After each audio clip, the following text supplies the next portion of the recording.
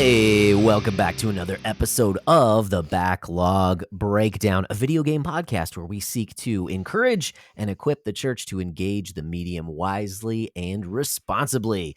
I'm your host, Josh, and with me today is my co-host and my brother in Christ, Nate. It's me. Hey. That's me. I am Nate. You are Nate. You are going to be haunting this podcast. It's no longer spooky season. But we are talking some. That is a missed opportunity. We Yep. should have saved that. We should have saved this. Yeah. Well, we can always just go back to the beginning of the podcast or old hunts whenever we want to, and try and dig some of that up again. Your to pun revive work it. is pretty lacking. Yeah, I'm just saying. It's dead. You know, there's no use. It might be revived, or it might just haunt the rest of this recording. But today we are going to be talking actually about a book, because our favorite video games are books. No, that's not true. My favorite movies are books. Yeah. Is that the line?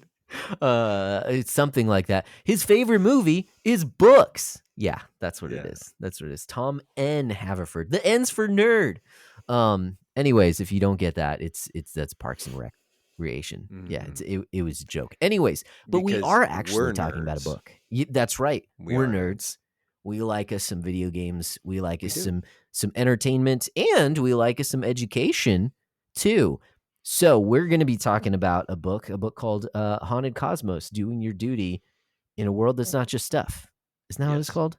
I think so. Yes. I know that's the tagline of the podcast. Yeah, Haunted Cosmos, Doing Your Duty. The subtitle is Doing Your Duty in a World That's Just Not Just Stuff. Awesome. Okay. By Brian Sauvé and Ben Garrett. That's right. Here. That's right. Okay. So I'll just... Hey, beautiful cover artwork. I read the book. Sick. I really like it, actually. I read the book, but I borrowed my friend's copy. He let me borrow it, and so I read through it, and so I don't have it with me right now. You know what? Yeah. I would say that that's like Patreon money. Oh, that's true. That's true. You could probably secure yourself a copy with that. Yeah. Just it's a podcast expense. I would, and yeah, because it is. I mean, it's worth it, but it is kind of a pricey book, I think. Yeah, I forget what it retails for. It was around like $30 after shipping, because I was surprised at how much shipping was. That was the only thing. Yeah, I think the only place you can get it is for now is through New Christendom Press. Right. Yeah. So they ship it out themselves. Anyways, we will be discussing the book and why we're discussing it on our video game podcast later. Spoilers. It's not just because we both liked it. Mm-hmm. Yeah.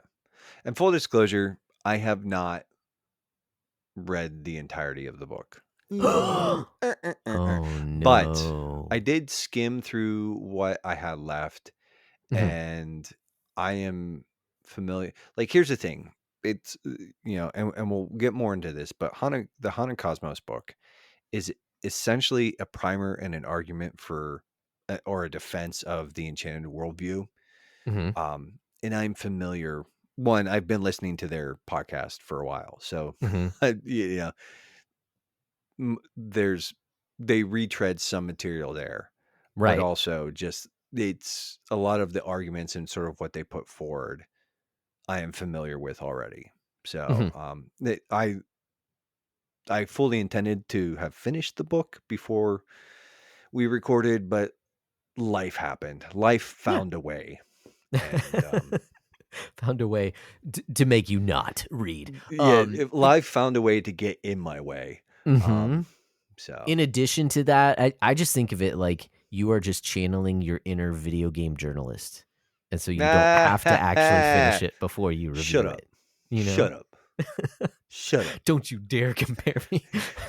I have questions. First of all, how dare you? How dare you? Yeah, more references. But it was The Office this time. Anyways, that's what we have in store for you for the rest of the podcast. But before we get to the rest of the podcast, now we're at this part of the podcast where I have to ask, dude, it's, there's been an undisclosed amount of time since we've talked last. And so how you been doing? What you been up to? You ought to try that again. I just said it's been an undisclosed amount of time since the last time we See, talked. no, you were close. You were really close there. You're missing something. I'm waiting. No, not Do it. missing anything at all. I am missing it. Do it. Do it. Okay, but only because I know what's coming later. So it's been an undisclosed amount of time since the last time we talked. So it has. Yeah. What you been up to? Nothing like terribly urgent. It's just been sort of a couple of weeks where, one, we are finally healthy-ish. Sweet. Okay. Yeah. Yeah, because that was quite a while that you guys were. I say you guys. I mean, it was primarily your son. Primarily right? B. Just held on. Well, he just he got like one strain of the flu, and then he had a couple of days, and then he got the other strain of the flu, and sorry about that. Delicious. Got a little bit of a burpee there, but yeah, it's just kind of been, and work's just we're probably, I would just say, like, the last quarter of the year and sort of starting in the new year is like basically from like November to March. I just kind of hate my job. It's not even that I hate my job. It's, November and December it's peak, but then like sort of you get the turn of the year and it's like coming out of winter, and it's so we're in March, right? Mm-hmm. And it feels like just the weather, it's all and wet and cold, and then it's like sometimes it gets warm and then you're overdressed, and then I mean, all that being said, it's not terrible. It's not like, I did get like rained on for a little while today, and I got really mad. But it's just kind of been,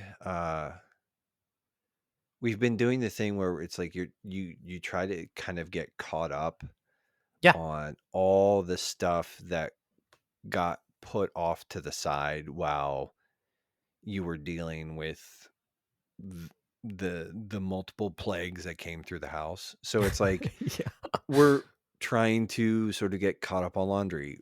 We had a nice day, and we had a basement that was like not full, but had an abundance of cardboard in it. And so I spent, probably a couple hours just carting that out to our one burn pit. We have like a fire ring thing, and just carting it out there and setting that on fire. And I only set my yard on fire once that day. Oh, okay. Yeah. So that was at least it was wet. So mostly. But yeah, it's just kind of been, and then there's been some stuff. We had a deacons meeting, and we established a diaconal assistance committee not too long ago, and so we had them sit in on that, and yeah, it was just kind of like, I still need to get the minutes typed up for that and get those sent out. But the nice part is, that last Sunday we did sit down, the deacons, and we were like, okay, we have 4 of us. It's not just like me and Carl. So like we need a chair, like we need a chairperson, and we need a secretary, like Book of Church Order, mandates. And so I'll be sort of like moving forward as chairperson. I was thinking about like trying to pawn that off, because like then I wouldn't have. But what I realized is that the one guy who is not the secretary, he does a lot of stuff sort of in the background, and man, what is going on? Like hot dogs and mac and cheese for dinner tonight. It was delicious, dude. It's like favorite comfort food, and I did get like chili sauce out of a can. Yep. I wish I could just get a much smaller, like, brief aside. Sure. Yeah. Like, instead of the big can of chili sauce, I need like half of that. Like a sensible portion of hot dog chili. Yes. Why can't you do that for me? Come on. like, Think I'm even an if animal that'll eat the entire can by myself? do you think I'm gonna eat all 8 hot dogs in one sitting? What I do you do would with the other try, 2 buns? What do you do with the other 2 buns? Doesn't but, make I sense. mean, you just use them to mop up the extra chili. Oh, there you go. Um, big brain stuff. There you go. Big brain. Anyways, so, but the other guy does a lot sort of other stuff, and Mhm. I did not feel good about kind of putting the chairperson stuff on him Yeah, in gotcha. addition to that. So, yeah. Anyways, but Nice. it's just kind of been a week or a couple of weeks where it's like not bad, not mostly good. Mhm. You know, yeah. So we're just nothing major, nothing crazy like with what you've done, what you've experienced. I Oh, saw I in don't the know about that, though. notes, Yeah. you had to replace something, and Yes. yeah. Now here's the question though: Mhm. is like, did you replace it or did you pay No. somebody else to replace it? I paid somebody else after doing some stuff myself and looking into it. Hmm. So yes, what you are referencing is just the other day. Is The that other I had day, just actually yesterday, huh? Hey as of this recording, the day before this recording was the hmm day that we had someone come out and take a look at our hot water heater. So it wasn't working, pilot wasn't lighting. And so I went in, flushed it out, and it seemed okay. This is the one that we got with the house. I hmm didn't even know how old it was. I wasn't sure by all the numbers all over the thing which one was the correct number. When we had the guy come out, he saw it was from 2009. So, getting up there in age, 15, yeah, 16 years old. It's about ready to be done. But anyways, I did so in addition to flushing it out, I did also pull out I can't whatever it's called, the thermopile, the heating element thingy hmm at the bottom of it. I did take that out, and I expected it to be much dirtier, and it wasn't that bad. Anyways, clean that out, but it still wouldn't light. So that was about as far as I could go. Like even that, I was a little nervous because I was like, if this isn't sealed properly, gas can leak out of here, which is super fun. hmm Anyways, had someone come out, and it was funny because I watched him, and he basically did the steps that I did and then did some additional steps on top of that. So I was like, okay, I feel good about myself. Like I actually did what I was supposed to do in terms of troubleshooting steps. Also, I don't really know what I'm doing, but thank the Lord for YouTube because that helps. So anyways, it was either like some gas valve thingy that was going to be either a few $100 to replace that, but also it's 15, 16 years old. So it might just be the whole thing. So, anyways, they quoted me a very reasonable price. Obviously, it's still going to be expensive, hmm but it yeah. was much less than I was expecting. And actually, my next question to him was like, "Okay, how much is the labor going to be?" And he was like, "Oh no, that's everything included." So it's like, Yeah. "Okay, yeah, let's just go ahead and replace it then." So then they came and replaced it. So hauled Yeah. off the old one, all that. And so like from start to finish, it was only like 2.5 hours from them hmm like first coming out to then diagnosing it and then replacing it. So I was super happy because today, as of recording, we had a blizzard come through, which is not a ton of snow, but it was just a very harsh wind, Yeah. like pretty much all day. So roads are not great. So I figured we would have cold water for a few days. That's what I was preparing for. Took myself a nice cold bath the first day. That's Mm. super fun. Love it, Yeah. especially for the guys in the audience.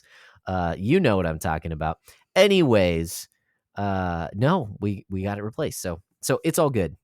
There was no reason for me to go into the entire story, but I did not do it myself. Did a little bit of troubleshooting, but did not replace it Yeah. myself. No, I mean that's part of the it's been journey. Hmm. Um, Yeah. yeah. So I don't know if you remember, but a few years ago, I ended up swapping out our hot Yes. water heater, Yes. and You're a man. Didn't well, wasn't it you and your dad? Was that when your no, dad it was there was too? No, it was just just you. me, Okay. Okay. Wow. and that like that is it is much easier to do it two man. Now the thing is, Hmm. there were a couple times where I did like FaceTime my dad and I was like, "Hey, Okay. look at this." Yeah. I was like, Yeah. "Does this look like I might kill myself?" Right. Is my house gonna explode? But uh but yeah, no, that's yeah, and that was like one of my least favorite things. But when it was done, I did feel super cool. And Yeah. I think though the thing was like I did that out of not not necessarily necessity, Hmm. but it was we were in a position where like it just yeah, um like Need to be done. it well it needed to be done, and so it was going to take a couple days from the Hmm. plumbers, but also like what they were going to charge me, I was just Right. like I Right. like I priced everything out and I was like, yeah, I can do it for about half that.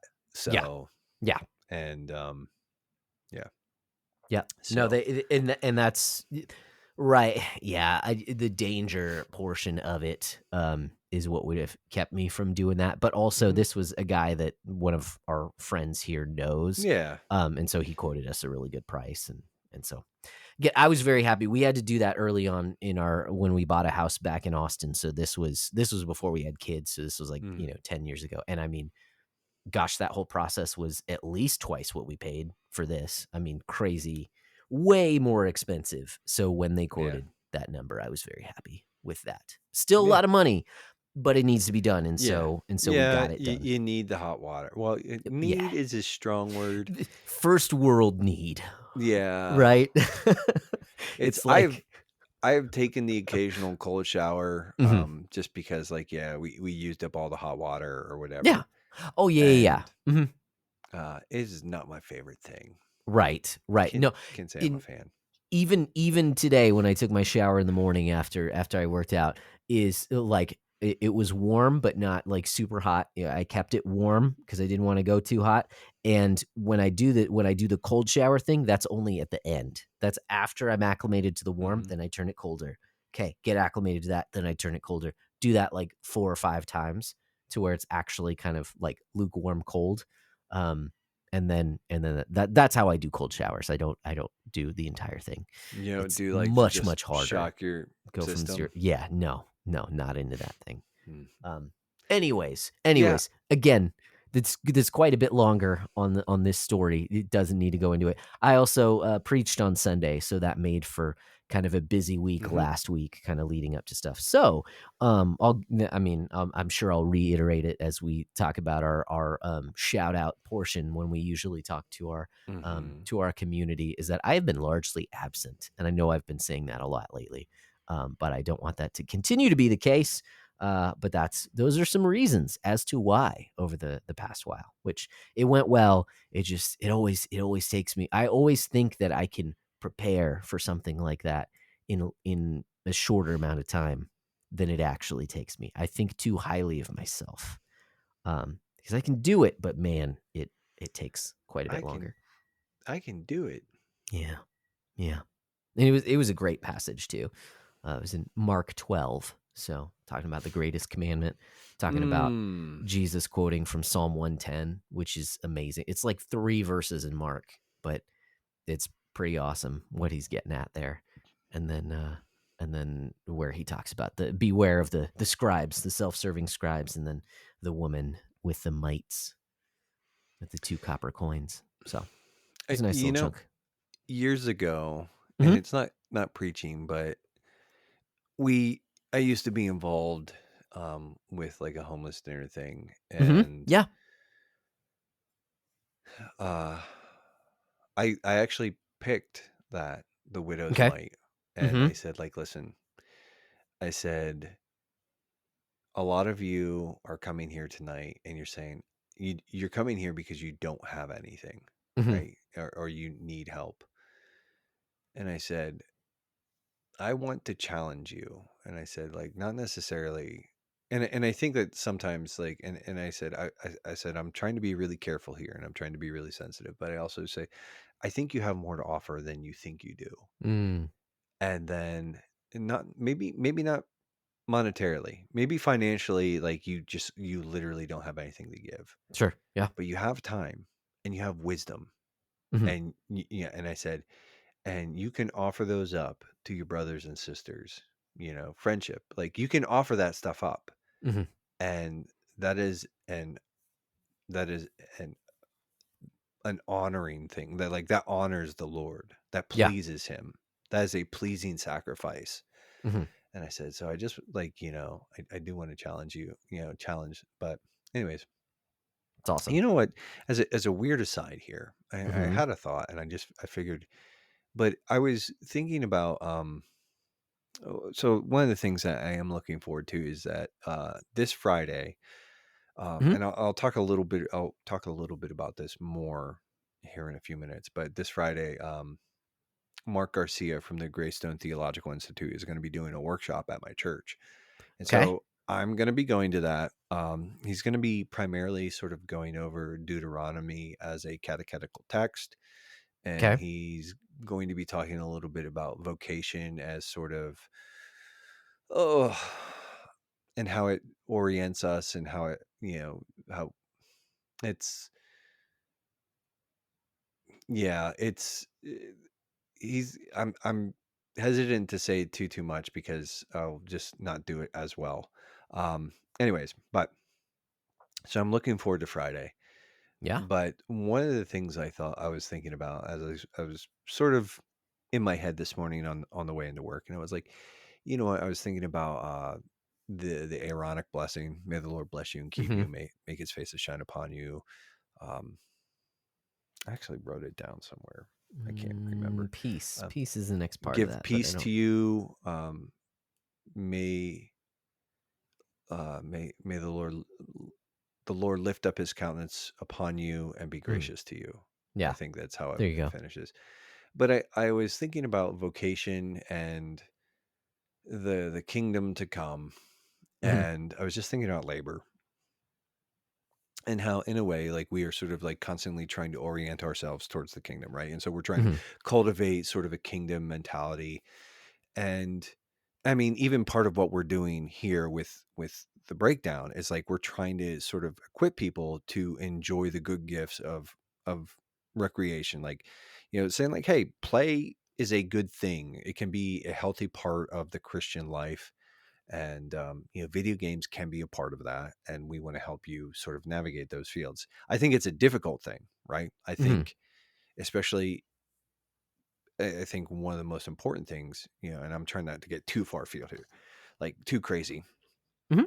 but one of the challenges that we in particular sort of seek to address, I think, is that in a culture where play is so prevalent, and we like culturally have such a bad relationship with recreation and with productivity, so we have like really toxic relationships, culturally speaking, with labor Sure. and leisure, right? Mhm. We don't understand what they're for, and we abuse them.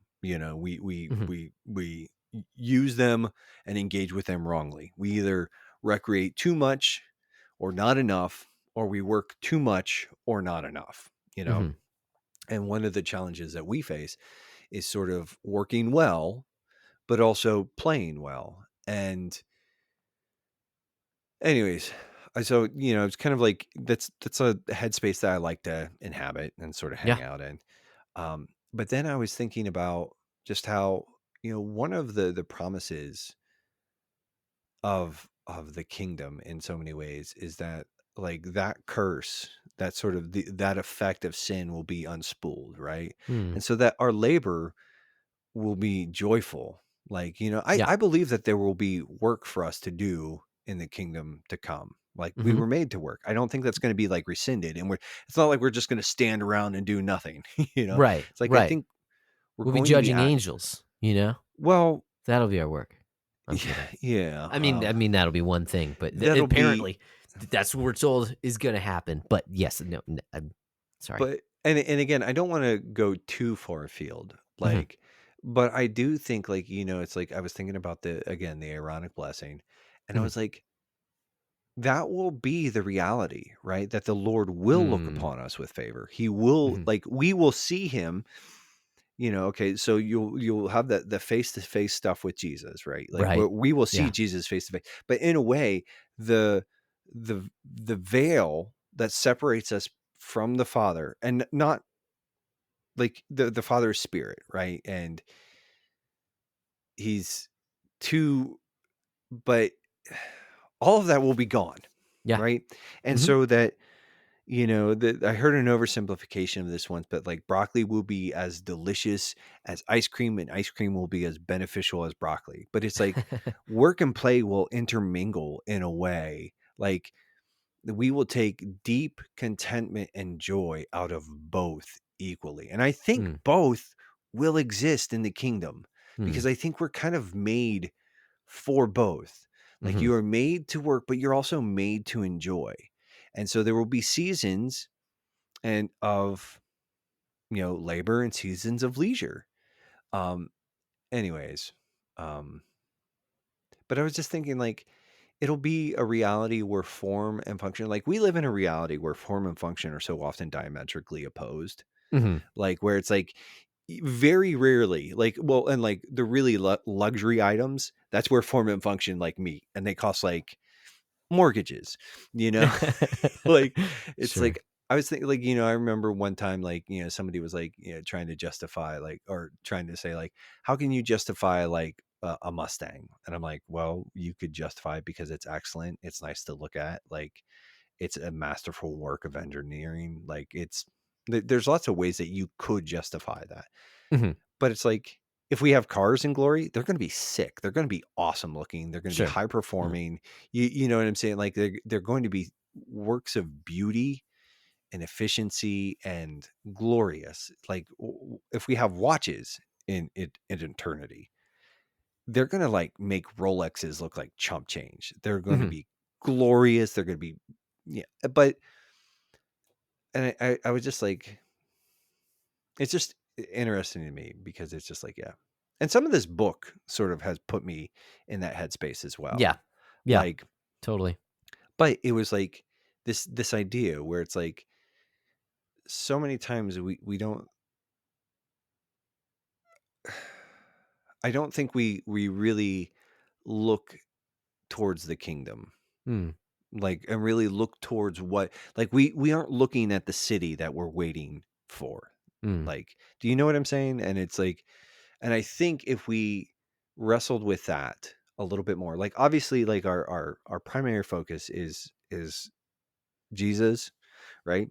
Right. Not that, like, that's, but also like his kingdom, and it will be a kingdom where the lion and the lamb lay down together, where like Mhm.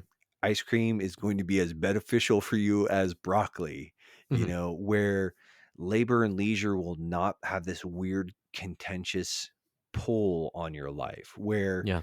joy will fill every like it will saturate every single second. And like I think there will be sleep. And I don't know, I don't think but I don't want to speculate, like to like Mhm. get too far afield, but I'm just saying, like I was thinking in particular, I was thinking about the Aaronic blessing.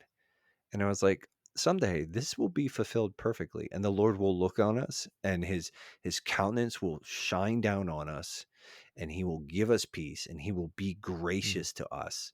mm. And that won't just be sort of a hope, but rather that will be the reality. And that's like what Mhm. we're living towards. That's like that is the thing to look forward to. Someday all the enmity that we have in this life, and at times with God, it'll be gone. Mhm. Like it'll be a distant memory. Um, so yeah. Anyways, That's awesome. so it was Super just cool. like that was in my head today, Mhm. and I was like, I've yeah. So That's so cool. That's cool. I thought it was an okay thought. Yeah. Yeah, Yeah. And it's definitely something awesome to man, to look forward to way down the road or, whenever, till the Lord tarries or till he calls us home. But also Friday, that sounds awesome. That sounds like you're gonna have a great time. And it's again, gonna be, there's a chili cook off, oh hey oh, and there then you go. into the workshop, and Love so it. I'm pretty stoked. Yeah, yeah, that's pretty sick. So you definitely have something to look forward to. But let's for a moment take a few minutes and look back on the previous couple of weeks at the media that we have consumed and what we want to report on. Do we have to?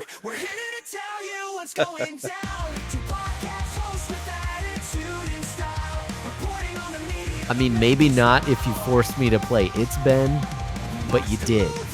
So here we are.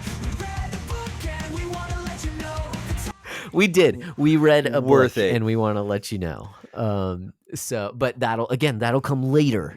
So I'm not even going to reference books here at this point. So Nate, what do you got?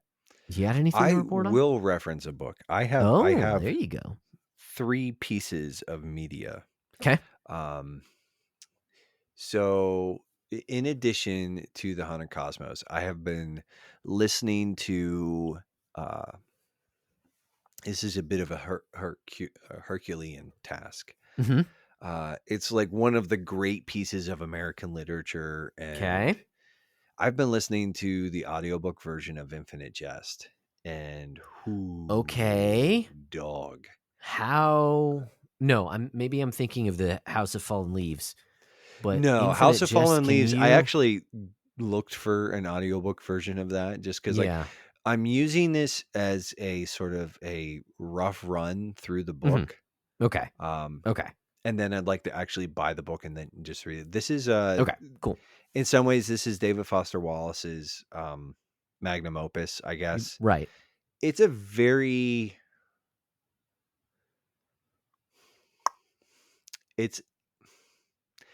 even the audiobook is kind of like difficult. Okay. Yeah. In the sense that there's like a chapter where it's just nothing but sort of a fictitious filmography, and it's kind of just weird. And okay. But there are other parts of the book that are just like I actually just got done with a segment where it's sort of like a memory. Mm-hmm. And it's but the way that it's written and just even the way it's read, with just masterful, like absolutely masterful. And just okay. I'm like, holy crap, like this. It's like weird because it's like a book that is like full. It's like it's kind of like up its own rear end. Sure. But at the same time, like I can see why other people are sort of like high on it. I'm like, mm-hmm. It's and I'm not willing. I'm maybe.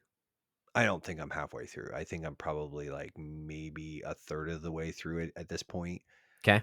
And it's just like I said, it's tough, but like it's just one of those things where DFW's prose, like he just was such he was such a good writer. Like mm-hmm. And it's just kind of Infinite Jest is like this weird rambling thing that the more I get into it, the more I can kind of see it like unfolding and all the pieces kind of like coming together. And I'm not sure I understand it yet. I'm not sure I will understand it. Sure. But it is kind of like one of those things where so far, like the journey is just like, it's been interesting. So, I'm not done with it. Like I said, I might be a third of the way through it. It's been really interesting. It's hard though. Like even listening to it is hard. Okay. One of the things is like the version I have on Audible is really that one of the things that is really helpful is that there's a ton of footnotes in this book. And what they do is they just sort of like stop and they read the footnotes, and there's like a little chime that dings, and it sort of lets you know that you're back into the text of the book. Okay. But I'm listing this in preparation, like in anticipation of actually reading the book. And Gotcha. after I read Infinite Jest, then I'm going to try and tackle House of Fallen Leaves. Okay. So yeah. And that's been, like I said, it's really just at one point in time, I just stopped and I went back and listened to This Is Water by David Foster Wallace, which is like one of my favorite essays. Like it's the commencement speech he gave at Kenyon College years ago, and it's excellent. I just think it's one of those things where, yeah, I just wish it's kind of like, man, I really like his work. Um, just, but anyways, Nice. so been Nice. doing that. I I got an Apple TV subscription. Okay. Man, I guess the hot dogs really did Yeah. not. They aren't resting well. Anyways, I got a Apple TV subscription, and so the one thing that, like, when Jordan was on a few months ago at this point in time, Mhm. he talked about Severance, and Right. I was like, okay, so I started it, and it's a slow burn up front, Okay. but it it's getting really pretty interesting, and it's just kind of like weird sci-fi thing that Mhm. uh, man, but it's also kind of heavy. Yeah. Um, so, but I like it. I like it a lot. Nice. Nice. I'm enjoying it. I'm like, it's kind of like, what is going on here? Like, this is Mhm. kind of insane. But I also, and again, it's that like, it's a little absurd. It's kind of like sci-fi. Sure. And I love absurdity. I love absurdism. Um, so yeah, but um, and I don't think it's not like scary, but it's like Mhm. there are some, like, there have been a couple episodes with some serious weight, Mhm. and even some of the questions that I think, like, the premise of the show kind of infers are really pretty intense. Okay. So I like that, Okay. because like the whole process is like basically like these people, they're severed, right? And Right. Right. and so it's like they have a part of, like, a facet of their existence, like a person trapped inside them, that when Right. they go into work, that person sort of springs into existence.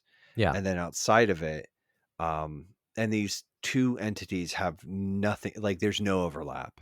Mhm. And it's just like, it's weird and frightening. Gotcha.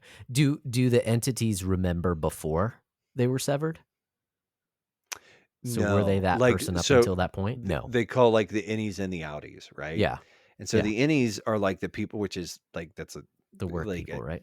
they those are the work they know that, like, so the show, and this is like the mildest of spoilers, actually kicks Okay. off with someone sort of, like, very early on in the show, Mhm.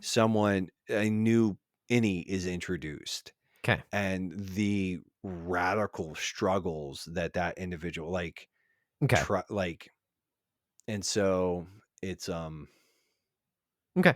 Cool. so it's like, yeah, it's just like, it's complete, just like nothing. Right. Okay. Yeah. Yeah. and Gotcha. and that Interesting. actually kind of weighs in, because like they know that they have like an outside existence, Right. but like they don't know anything about it. And Yeah. then, yeah, um Cool.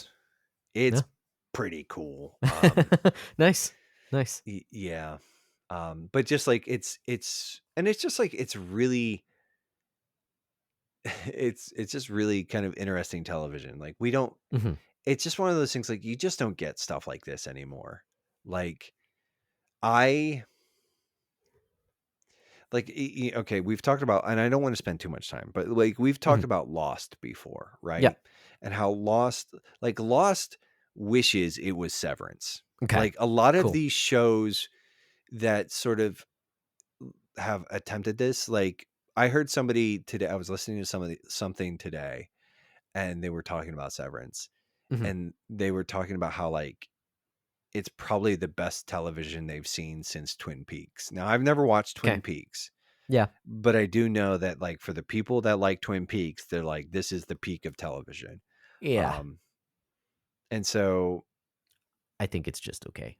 But Yeah, yes, I've never I get watched what you're it, saying. I but get what it's you're saying. like, and maybe at the time it Right. was like, Right. It's interesting. It's sure it's worth a watch, but it's I don't know. I found it to be very inconsistent. But well, it is its own thing. There's nothing else like it. That is for sure. So if you love it, you love it. I get it. Didn't mean to insert yeah, myself too no, I much mean, into the conversation, but no, that's cool. Yeah, I know this show is super highly regarded, and yeah, I don't want you to accidentally spoil anything it's just either. it is one of the most interesting things I've seen in a Yeah, long time. Where I'm that's cool. That's cool. like there's stuff that happens in this show that just completely catches me off guard, and I'm like, Yeah. I did not like. I'm just gonna like straight up like there are like beat to beat things where if anybody guessed that was like a likelihood, I'm like, you're a psycho. Like, Gotcha. Yeah. there's just stuff like so. I mean, it's not all like insane, but it's like there are things where it's like you're like, what? Yeah.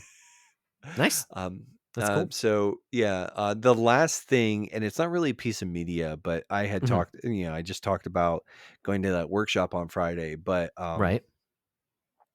I really like the work that Mark Garcia is doing, the Okay. Greystone Theological Institute.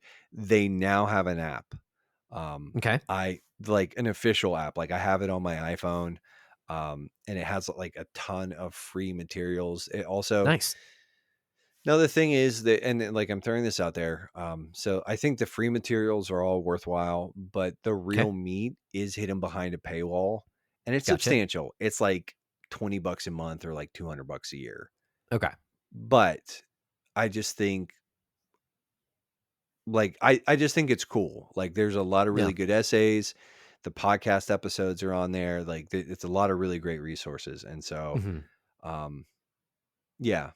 So it's out there, and I think it's worthwhile. And I was Nice. talking to Megan, and I said I think maybe one of the things I'll do with probably some Christmas money this year, depending on how like Christmas tips go, Sure. is just spring for like a year long sub. Nice. And That's so cool. That's cool. it's so yeah, that's out there, and I think people should check that out. But Nice. that's the non-video game media that I've been into. How about you, my Mhm. guy? Yeah, so I've just got TV stuff, which is a little strange, but it's just, that's typically how I unwind at the end of the day with my wife and I, just on the couch watching something. And so, and actually, I say that this first thing is not one that we watch together. It's one that I watch by myself. You had recommended this show. It's Mob Psycho 100. Mm, It is a anime. I didn't realize it was done by the same guy who did One Punch Man, which mhm. makes a lot of sense because, frankly, the art is not very good. But you know what is good is the comedy. I really like. Sometimes the art is not very good. There Right. are I'm saying moments where, overall. yeah, it's like and I think that's the thing with like One Punch Man. There are moments where that show absolutely and the manga even Okay. absolutely shines, Okay. and then it's kind of like juxtaposed with like Saitama or Mob just being like having their dopey like Yeah. Yeah. face.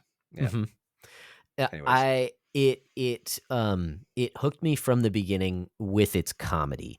I think It's so. I've very watched funny. the first season at this point, and I really liked the comedic moments. It did kind of turn into a battle manga, anime in this case, and and I wasn't as big of a fan of the battles. I'm kind of just like, okay, yeah, you can kind of like get through this. It's just kind of standard battle stuff.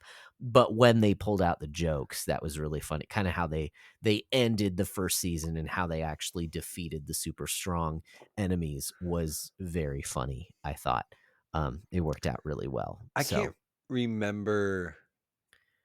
there is a character who absorbs another character's power, um, and awakens, and that awakens his power. But it is a character who is very unlikely to have done so from the rest of the season. I'll put it that way. And it is someone who is very close to the other character. Oh, okay. So, Yeah. I just like I like how like there was like the rivalry or whatever. mhm, Like, and then he just blew off the one dude's hair. Yes. Well, and then he comes back and he's got this ridiculous, like, Marge Hairpiece. Simpson haircut, yeah, and then eventually one of the bad guys, like, throws a knife at him or something, and it cuts his hair to where he looks like a normal person again. It's funny. It's just a funny gag. And so I like it primarily because of the comedy. I don't know if I'm going to be continuing to the second season just because it's become more of a battle manga. Although again, it's got some good jokes, but the comedy is my favorite part of it. So I'm having fun with Mob Psycho 100. Um, but yeah, we'll see. We'll see if it continues. I don't know. The next thing to recommend is a show that I'm not done with. It's a documentary series done by NHK Japan, which is basically like their PBS or BBC or something like that over in Japan. And they put out a documentary series called 10 Years with Hayao Miyazaki. And so far, I think we've watched like 2.5 episodes. I think they're like 45-minute episodes, and I want to say there's only 4 of them. But it talks about, so far, it's been about the making of Ponyo, kind of leading up into that. But it goes into who Hayao Miyazaki is and how he works and stuff like that. And it's really funny, the juxtaposition between like how amazing of an artist he is and like how his movies are bright and colorful and generally positive, and he is like this old grump Oh, throughout a dude. lot of it so far, which is just Yeah. hilarious. I um have read on multiple like interviews or whatever that mhm. he was like a notorious kind of like curmudgeon, kind of like a fart. Yeah, Like, and and he was kind of like a hard boss to work with or work under. right.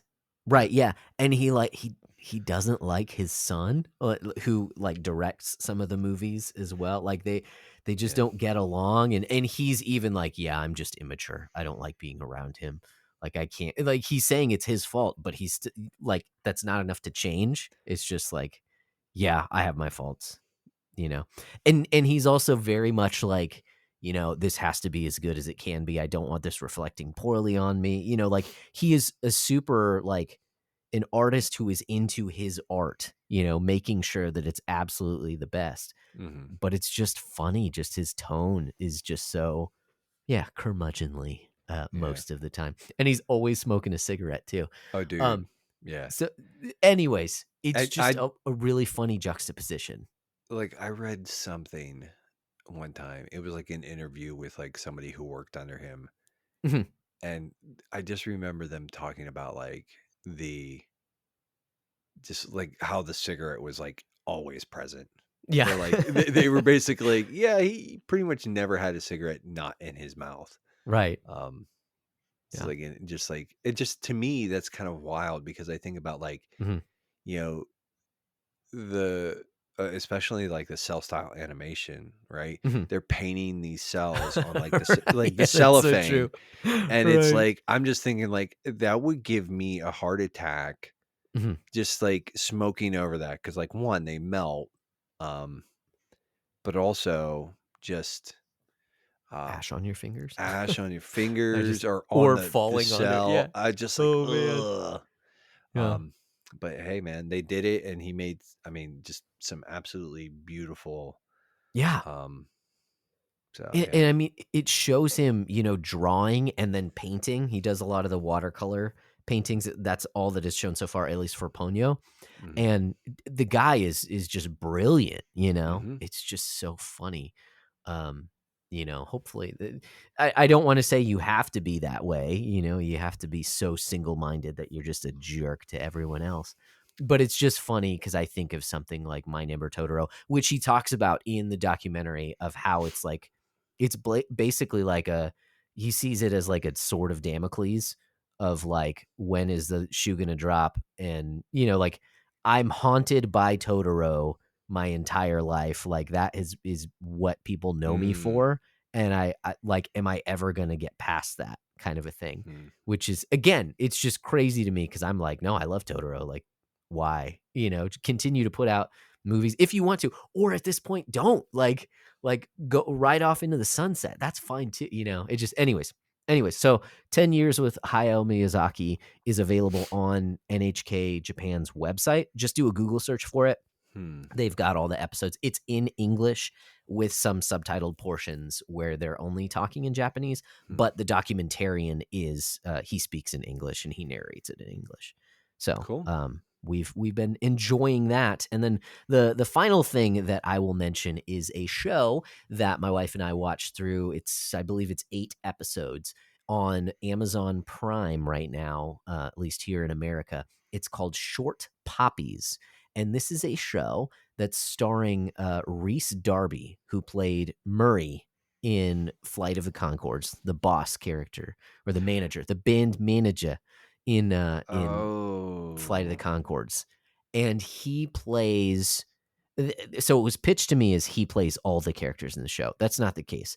It is a mockumentary of this guy going around, and each episode is about a different person in New Zealand. He's trying to give you a feel of what the normal people are like in New Zealand.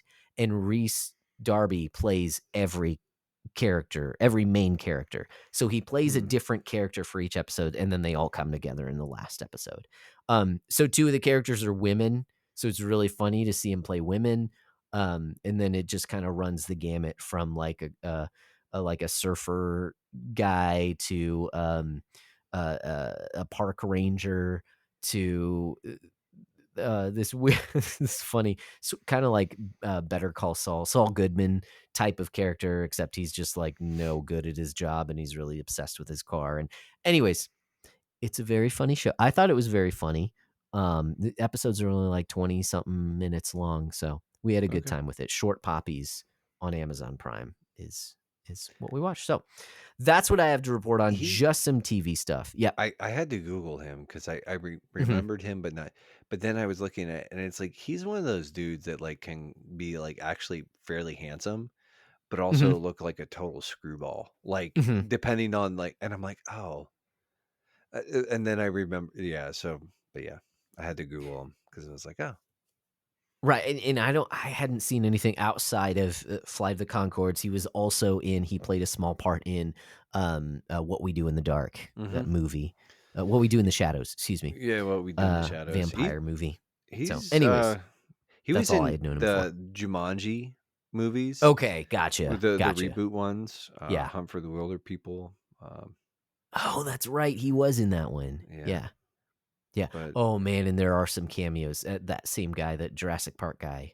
I can't think of his name. His last name starts with an N.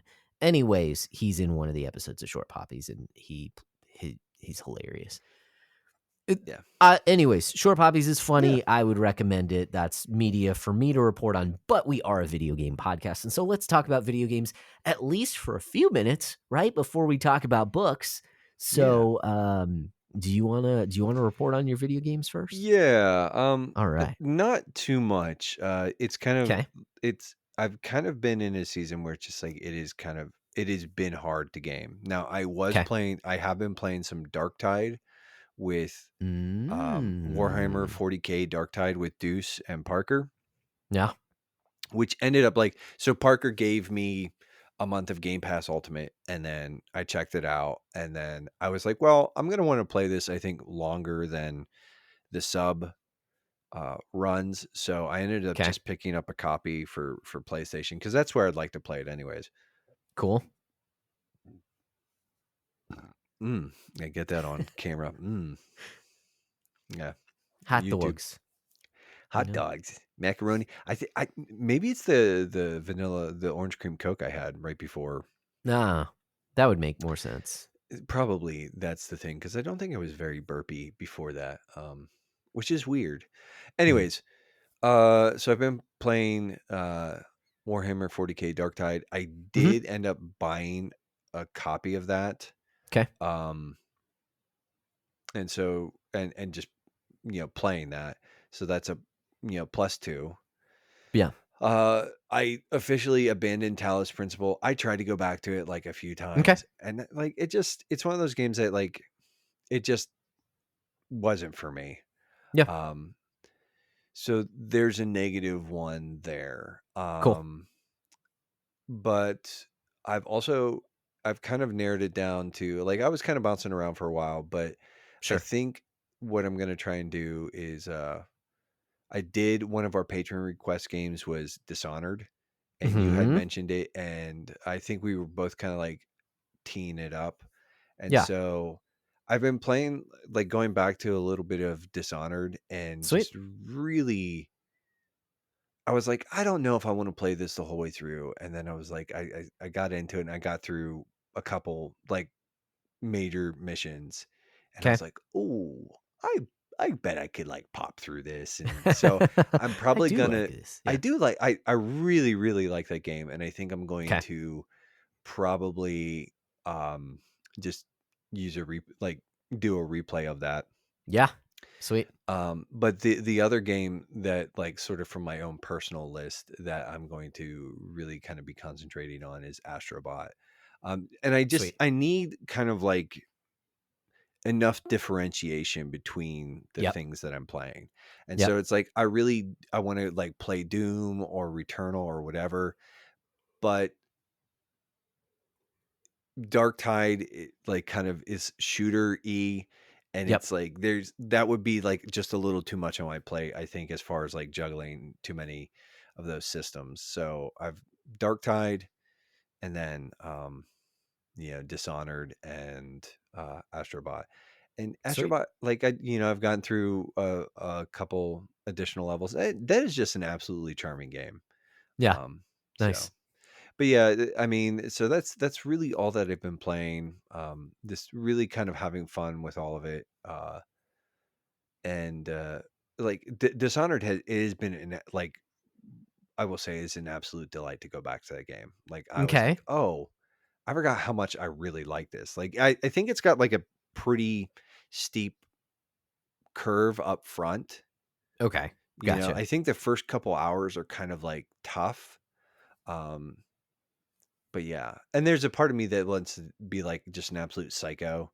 Like, and I was like, Hmm. I'm gonna try and get Ghost on all my missions, and I was like, no, I'm not doing that. Like, I just like I was like, I actually want to play this and just kind of enjoy it. And Yeah. so, because in order to, like, you have to be just an absolute nut Right. to do Right. that Yeah. Yeah. stuff. Yeah. Hmm. And like I'm gonna go for like no kills and the Hmm. Ghost, and I'm like, no, Hmm. we're not doing that thing. Um, so yeah, it's yeah, but yeah, they're all pretty good. But yeah, that Nice. so all being told, that does put my beatdown score, with the acquisition and the playing, and then like it puts me at -2. So I did take a Okay. little bit of an increase. Sure. But yeah, so that's what I've been getting into. Nice. So yeah. How Nice. about you, man? Like, what have you been playing lately? Yeah. So I'm going to come at this a little backwards for just a second because I did want to just mention that we were at the library the other day over the weekend for a kids event they had, Dino Fest. And I just looked through the games that they have there. And lo and behold, they have Link's Awakening on Switch. And I was like, Hmm. oh my goodness, I really want to play this. Like, but the more that I thought about it, the more that I was like, I already have games picked out for the year. I have the whole bite size that I did last month about that. And the Uh-huh. games that I picked out, games that I actually like, I want to play. I want to knock them off my backlog. I want to actually fulfill, patron picks and things like that. And so it was like, I could try and swing Link's Awakening, and get the replay point for it. If we do replay for that one in particular, I don't know. It's either going to be a replay or it's going to be a borrow because it's from the library. You know what I mean? Yeah. But anyways, and then I was like, oh, I wonder if maybe I should suggest this for the next book club game because that could be a lot of fun. Didn't end up doing that. I'm bringing this up just to say is that I held the line. I did not borrow the game because I was like, you know what? I have too much on my plate for this year. So like maybe if I make a good time, if I actually have if I'm beating these games at a nice clip, then maybe that I can fit this one in. But it's not going to be for a while. So I held back And during that time just for the sake honestly, of I think I know that you have a very high opinion of the original game. Mhm. I I would do. just say, like, I'm pretty sure that you can find that for a reasonable price. Just buy Oh, it. yeah, yeah, yeah. Like, Yeah. that's for you. I'm just like that. That's like kind of like one of those games where I'm just like I am stuck on like the seventh temple, and I need Yeah. to just like finish it. But it's just like, Mhm. so if you ever actually like, pull the trigger on it, that might be enough like impetus for me to be like, okay, I'm gonna get done with this. I'm gonna Yeah.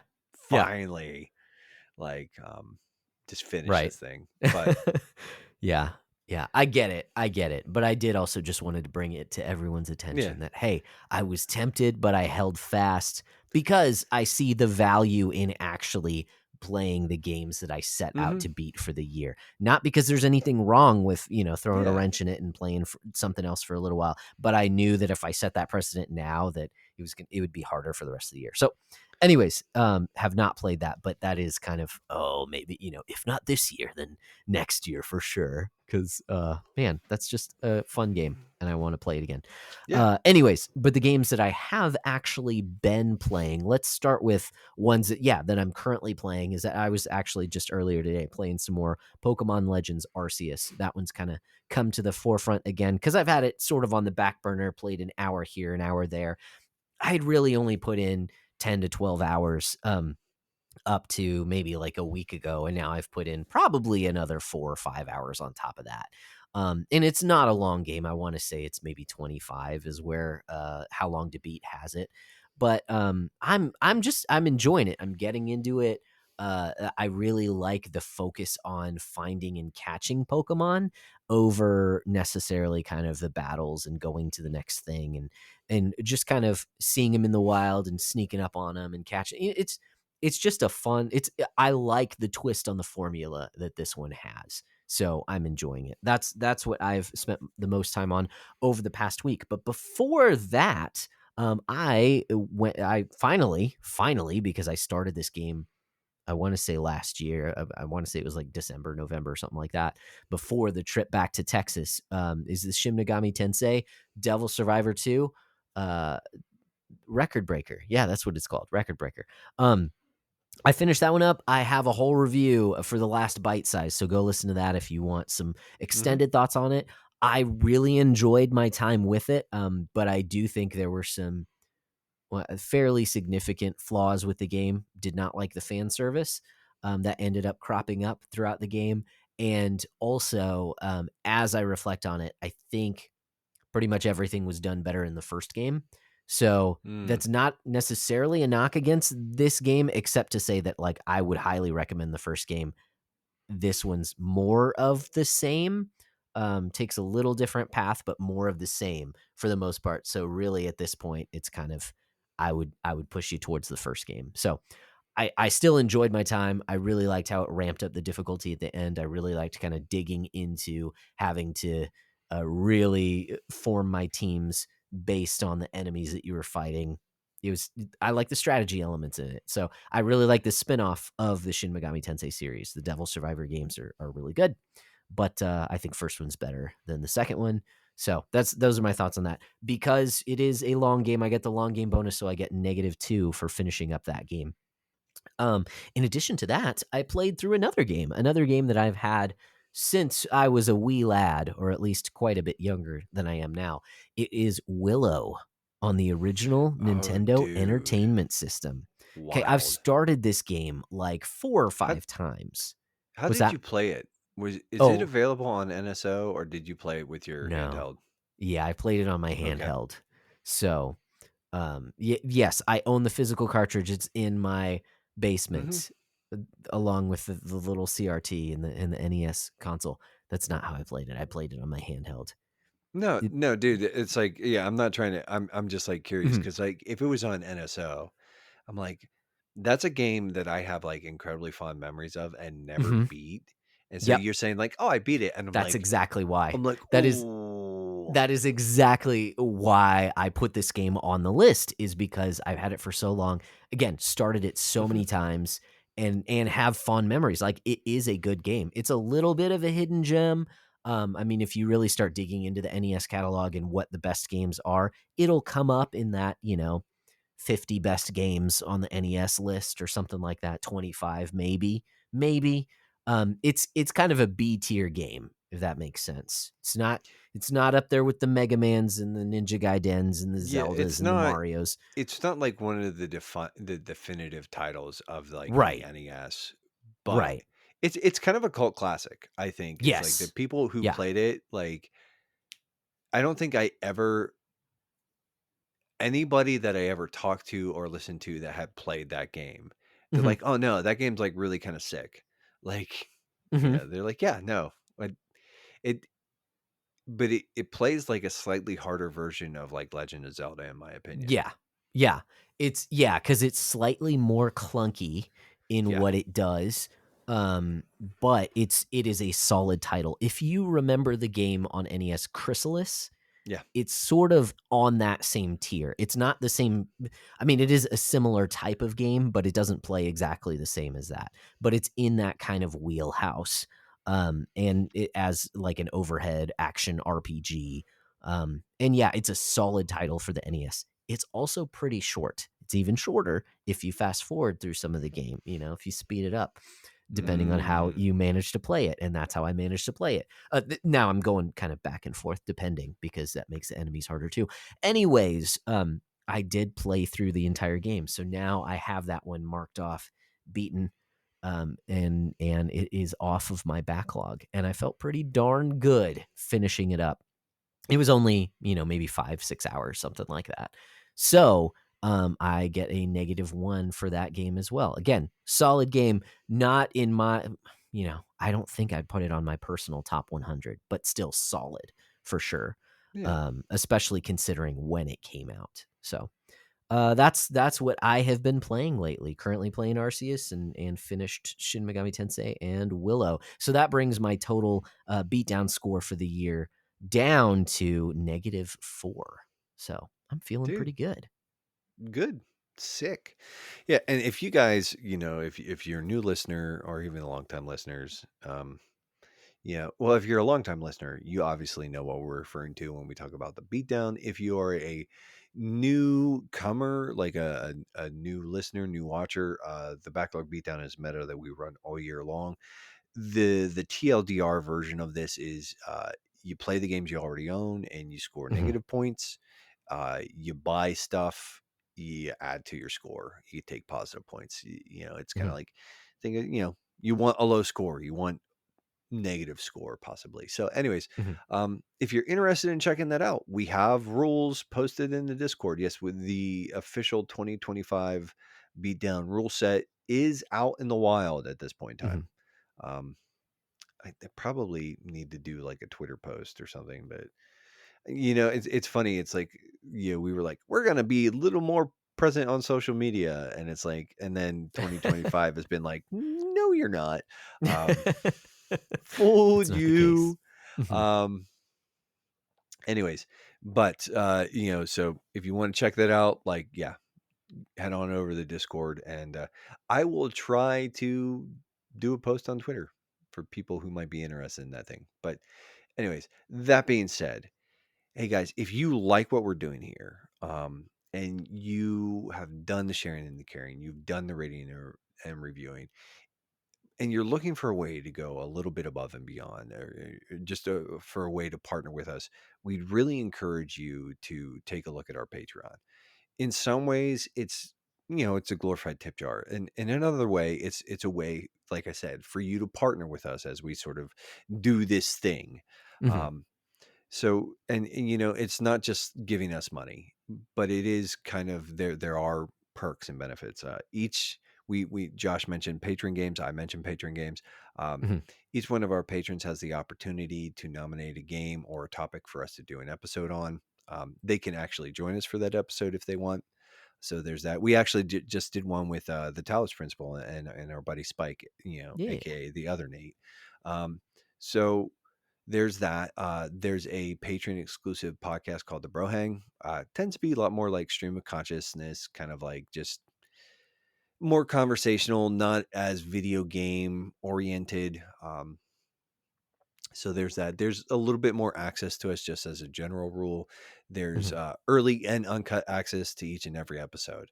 So, if you are interested in any of that, for as little as $1 a month or as much as you want to give us, you can check that out. So go again, if that sounds interesting, check it out. We'd love to have you join us.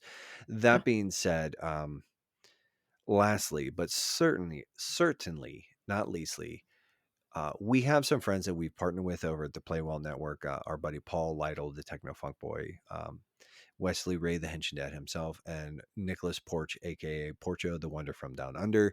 They each have podcasts sort of exploring and wrestling with the idea of playing well. Paul has a Dragon Lance podcast called The Thorns of War. Wesley Ray's current project is the Henshin or Retronym. The Henshin Dad is a tokusatsu podcast. It's a lot of fun, but he doesn't do much with it anymore. And then Porcho is Nothing New Under the Porch. We love those guys. Mhm. We love what they're doing, and we think you should check their stuff out. So here's a word from one of them. Do you think that this is like a really close-up shot of two small crabs, or were those really big crabs? How do you know they're even real? They're imaginary crabs. Jimbleton, please tell me we can go look for imaginary crabs. Can we? How would you look for something that's imaginary? Oh, that's the best thing to look for. War has come to Kryn, a war building for centuries as dragons and gods drift into myth and legend. This is the war that will bring an end to it all, or restore what was lost for good. Dragonlance, The Thorns of War, is an actual play Dungeons & Dragons podcast. Available everywhere in May. Subscribe today. And we're back. All right. So, Josh, aside from your absolutely atrocious pun work, much earlier in the episode, Yeah. I do think this conversation is going to be fairly lively. Hmm. I see what you did there. Mm-hmm. Yeah. Yeah. That's pretty good. That's pretty good. That was good. Mm-hmm. Everything you did was not good, but It was everything, bad. but me, that was Mm-hmm. masterful. I like it. Yeah, you're gonna be the death of me.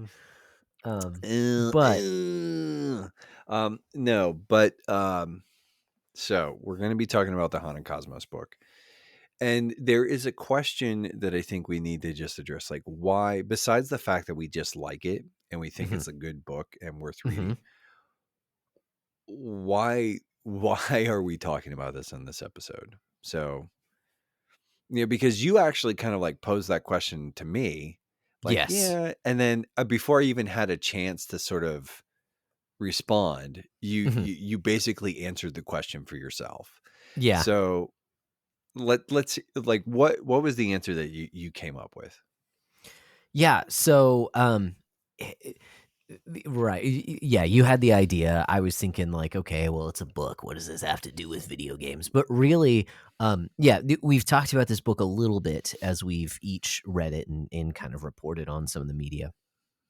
And the thing is, what we want to do with this podcast is, like we said earlier, even in this current episode, is that we want to engage with video games wisely and responsibly.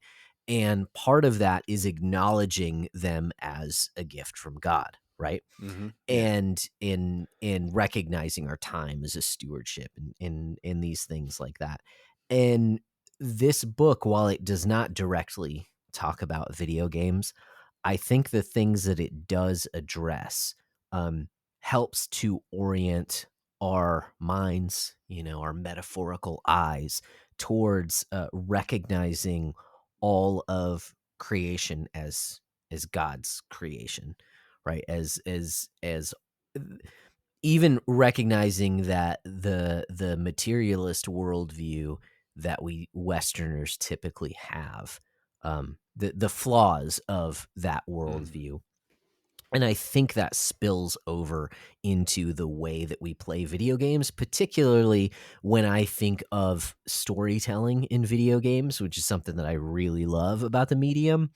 and the stories that we tell ourselves and each other, and the fantasy realms that we're thinking about and discussing, and comparing that and pulling some of that into kind of real life and how we apply it into real life, or how we think about these things, and then seeing our own world as an enchanted place, as a place that, though we often take it for granted, is very magical in a lot of different ways, because God has created it that way.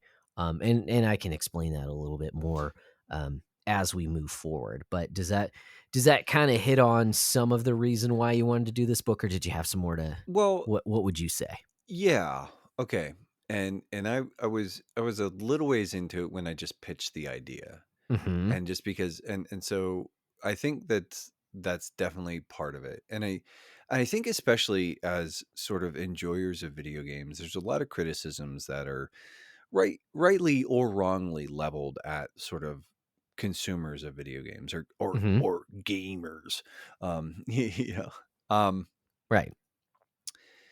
but I think there are particular dangers, and I do think it's sort of even something maybe that is common even amongst Christian circles, in sort of falling prey to this sort of the hype cycle and this sort of like the need to consume, and that's rooted in sort of a constant need to be entertained, or an Mm-hmm. inability to be bored. And there was a phrase that as we were reading, that as I was reading, that kind of caught my eye, and I think there's a little bit of play here. So one of the things is that it says interested people are interesting people. And Mm. I think as sort Yeah. of a play on that, we can also say bored people are boring people. Mm-hmm. And one of the things this book seeks to do is sort of orient there's a whole chapter, and I told you, I thought it was like, we talked about a little bit off mic, and I said, like, when Brian Sauvé is talking about how like plants grow. Mm-hmm. And there's some prose that he sort of gets into where he talks about, like, you know, like the leaves of plants, like slicing, you know, sunbeams and stuff like that. But then he also has this where he uses this phrase where it's like, but the point is like to follow that sunbeam back up towards glory and look towards the creator who Mm-hmm. makes the sun to shine. And so, and I thought that was profound and beautiful and kind of fun, but it's like Mm-hmm. the fact of the matter is that we live in a world that is kind of like perpetually bored. And I think that that's kind of can infect us. And I Yeah. think that I do think and a lot of times video games can be used as a salve for that. And again, Mm. this isn't, it's like, oh, well, I'll just sort of entertain myself with this game instead of, and I do think there is a good boredom. Mm-hmm. It's like where you're sort of not constantly sort of being engaged or whatever, and your mind is left to wander. And sort of like, I do think that is actually a good and necessary thing that we probably ought to build those moments into our lives a little bit, where Yeah. you're getting away from the grind and you're not constant, like, and you're just, yeah. But there's also like the wicked boredom where it's kind of like, and there's actually something from the inner flap that I read to you earlier, and I think I'm going to just read it again. And so Okay. just bear with me, folks, for just a couple minutes here. And this is just and then this is from further on in the book as well, but this made sort of the inner flap. Now imagine that you'd invented the grasshopper and the strong nuclear force and the Coriolis effect. Also, the electron, lovemaking, the octopus, and the planet Jupiter. Imagine all that, and then imagine that nobody cared at all. Even worse, imagine that you had topped it all off by inventing people, and then most of them proceed to walk right by all of it without a word of thanks. Imagine they even had the audacity to fuss in such a world. But is there anything interesting? I'm bored. And that is kind of like the materialist perspective. Like they look at the world and there's a constant need to innovate and produce and just like, and there's that hunger that like sort of like, God has put infinity in the heart of man, kind of, Mm-hmm. or eternity into the heart Mm-hmm. of man. And it's like and like, so there's that. And again, that's the type of boredom that I think like we need to combat. And I think this book is in some ways, like ultimately, scripture and the gospel and Jesus is the true remedy. But I think in some ways this book can help orient and sort of turn our hearts and sort of maybe correct our telos, Mm-hmm. our telos, however, but it can help sort of course correct and sort of help us to maybe see the joy and recapture some of that wonder and not Yeah. be so cynical. Obviously, like I've made no bones about it. We've talked about it. It's come up on the show before. I have really, over the last several years, come to really embrace the enchanted worldview as being a sort of a right understanding of reality. Mm-hmm. Also, I think it's just super cool. But and so it's just one of those things that as we were reading it, I was like, it's subtle, but I think some of this book lays a charge at our feet, and especially as Christians, to not settle for surface things, Mm-hmm. and to Yeah. really Yeah. use these like to do a little bit of digging. Yeah. And so, we've talked about the ways that like you can look at a game, um, and you can sort of like marvel at like all the hands that put this sort of simulacrum of a world together, right?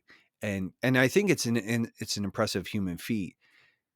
So much even further that like, and again, I think we could would be it would be good of us, wise of us, to sort of give thanks to the creator for the hands that crafted these things and Mm-hmm. for just the scope of human imagination. And so it's kind of one of those things where the is there like a direct like, hey, here, like, read the book, here's like 3 easy applications that'll make you a better consumer or not just a mere consumer? No. Like, Mm-hmm. but I think it's sort of one of those things where it is a bit of a remedy for some of what ails us. I think Yeah. some of the things that Ben Garrett and Brian Sauvé have to say are good, and we should pay them heed. That being said, that's kind of like, I would echo all of what you said and then some. Yeah. Yeah. No, I think that's great, and like you were talking about, kind of the purpose, the telos that the book points towards as well, as you kind of get towards the end of the book. I mean, it does it at the beginning as well. We'll talk about kind of the different sections because it does feel to me as though they're very strong. Kind of, it's sectioned off into 3 Mm-hmm. kind of main areas. But I do think yeah, while it does not directly ever talk about video games, I don't even know if the authors would be, think that video games are beneficial at all. I do think there is a principle that I have come to acknowledge, is that what you do in anything is what you do in everything. Mm-hmm. That the way that you do something, the way that you engage with something, is the way that you engage with anything or everything. And of course, don't stretch that too far, obviously. But I say that to say that I think this book helps to kind of open our eyes to the miracles of things around us. And I Mm-hmm. say again, maybe that's not the proper term, because miraculous things are supernatural, not in the course of natural events. But what I'm saying is that even natural events are much more glorious than we often give them credit for. And Mm-hmm. so as you begin to see that in the natural course of life, I think that will help to put recreation in its proper place and help you enjoy video games as well, especially as we look towards kind of the end of the book, talking about the what we were made for, and that's glory, to glorify God. Mm-hmm. That helps to put recreation in its place as well, because then it is a good gift of God, and we're seeking to glorify him in and through it, even in and through our recreation time. So I think there are benefits if you dig into this book that will pay dividends in the way that you see your life. Maybe that's not exactly a 1-to-1 correlation with this will help you play video games better. No, but I think it'll help you in when you decide and how you decide to partake in entertainment like that. So anyways, and also we liked the book, so we're tackling it today. There's that too. Just as just a quick additional thought, if I have such a thing as a quick additional thought. But I would say part of the Enchanted worldview and what it seeks to do is help us recapture the magic and the mystery of life. And a lot of that is like, the mundanity, there's a mundane magic. There's a mundane mystery. There are so many things about life and existence that we just don't know and we don't understand.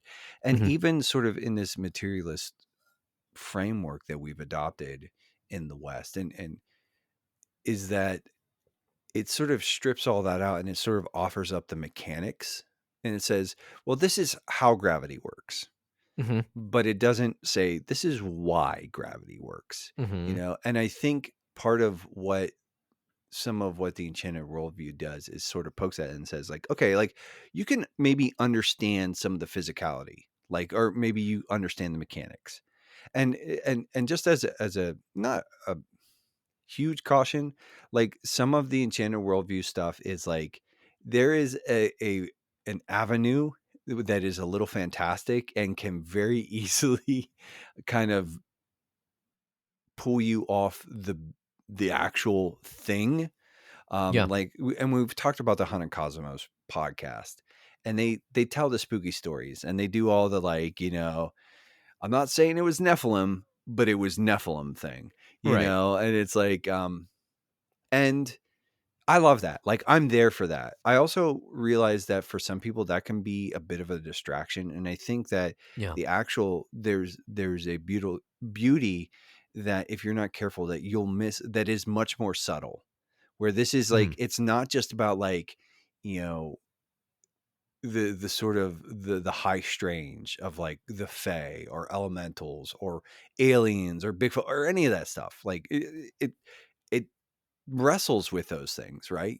Especially Brian and Ben and the podcast, they wrestle with those things, but that's speculative. But like, and I think this is actually this book is a much better piece of work for this, the simple fact that I think they do, like, I think it's a really great primer in sort of helping us to recapture the magic and the mystery and just in the mundane, like, and it's that this like normal life is just, and even those first few chapters are just such like a shot in the arm, but normal life is so much wilder than you actually think. So I just kind of wanted to throw that out there, that it's like you said, it's not going to be like, oh, this is going to help me play video games better, but it's going to make you, like, if you're paying attention to what this book has to say, like, I do think it will make you just a more mindful person, and that's never a bad thing. Yeah. And so I'd like to just see, before we kind of dig into, like I said, we're going to be cutting up the book into 3 defined sections, and not that we're going to spend tons of time on it, but we will be digging into that a little bit. Before we jump into that, though, I would like to give some overall impressions, because I have said that, we both enjoyed the book, and I'm sure we'll touch on that more in detail later. But in terms of my overall impression, yes, I very much enjoyed it. I do have a few things to say. Is that I don't know if this, I assume that this is their first book. I know it's the first book that's put out by this podcast, and it was like a new podcasting venture for the guys that has turned out really well. So if you don't know, the book is based on, or it has a lot of the similar themes of this podcast called Haunted Cosmos. You can only get the book through them, unfortunately, for right now. It's just unfortunate because it's just a little harder to get to. That's all that I'm saying. But where I was going with that, talking about kind of impressions of the book itself, I've enjoyed it quite a bit. I do have a couple. I was going to say critiques, maybe some idiosyncrasies about this book. The first is that unfortunately, I think this book is not going to make sense to anyone who is not a believer. I would not give this book to someone who is not already a Christian, because it makes a lot of assumptions that you view. It has a lot of Christian assumptions, and I mean, I assume that it's a choice that they made. That they didn't add another couple chapters kind of talking about it. But there are things like I think you will get lost, and some of the book is not going to make sense if you're not already a Christian. So that's a little unfortunate in And my mind, is that I it's would not even kind of easy to jump into.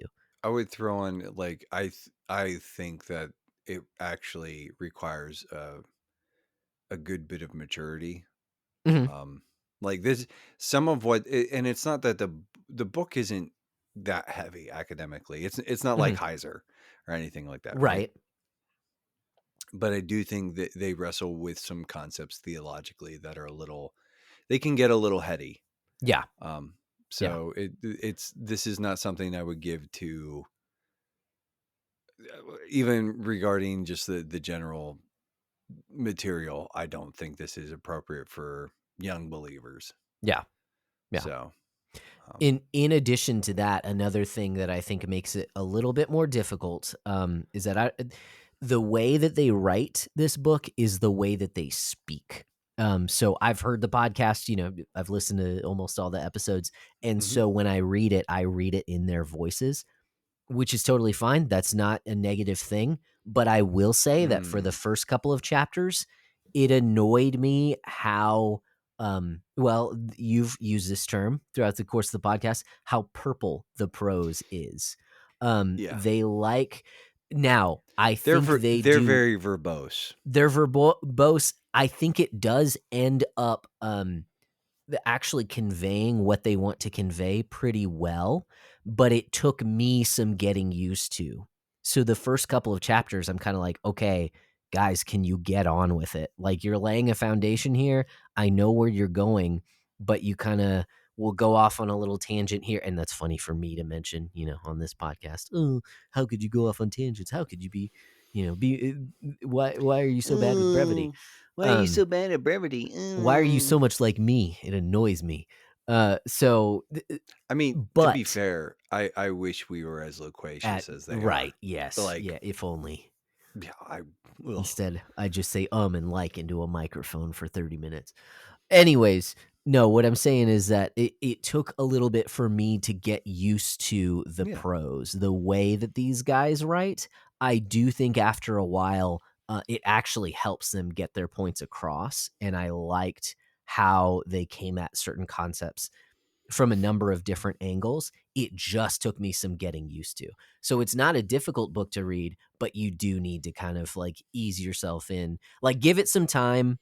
That was my experience. That's all I'll say. Is that my experience was that it annoyed me at first, but I think it ended up paying off. So yeah. just the prose is a little different for this one. And it can be like, yeah, it can be a little, intense up front, and Mhm. there's some really striking imagery that gets painted, on the pages. But yeah, there are times where it's like, okay, like you almost like Kevin from The Office. Why use many word when few word do? You know? Yeah, yeah. Well, and I mean, going back to what I said earlier is that they do. I wouldn't give this to someone who's not a Christian already, is because they will kind of make some offhanded remarks and references to things that you might not even be familiar with. So they Yeah. might make a Narnia reference, and if you haven't read Narnia, you don't even know what they're talking about. It's just another tangent that they kind of throw in there. So, yeah, for better or worse, I just wanted to bring up those things that make it a little more difficult. If you get past those things, or if you appreciate those things, then I would highly Yeah. actually recommend the book. I liked it quite a bit. Yeah. I mean, and again, just sort of like this sort of the asterisk here is I have not done a deep read of the entire book. Okay. I did a skim where I just kind of like ripped through it like very briefly, and I wasn't paying attention to all the pages. And then I've been doing a deeper read.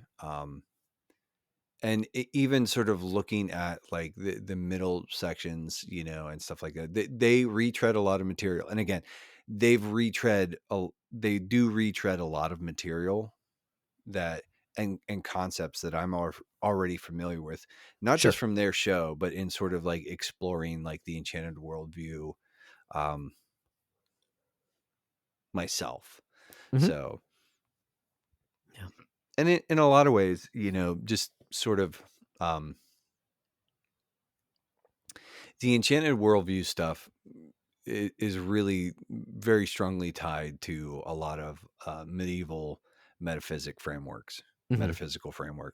And so, you know, so yeah. Anyways, it's just one of those things that there's a little bit here that can be tough to wrestle with, but I think is worthwhile. And I would just echo pretty much exactly what you said. I wouldn't recommend this book for non-believers, and I wouldn't recommend this book for, you know, immature believers to a certain extent. Like, at least not on their own. Like, maybe like sit down with them and read through it together and talk with them about it. But yeah, other than that, I also really, I haven't found anything yet that I'm like, oh heck no. But I think it's a really solid primer and sort of defense of the Enchanted worldview position. So awesome. So yeah. Well, let's go ahead and dive in. You know, I talked about how we kind of divide this up into a few sections. The first section is going to be your foundation, and that's what we have been talking about already, is this idea of enchantment of the world. So while the book is called Haunted Cosmos, while the podcast is usually the more strange and creepy things that happen in the world, hence the haunted part of the Haunted Cosmos, this book doesn't hit that very hard, at least not. It's maybe a couple chapters in the book. This is more about the fact that there are spiritual elements to the world than oh, there are creepy things, you know, that creep in the night.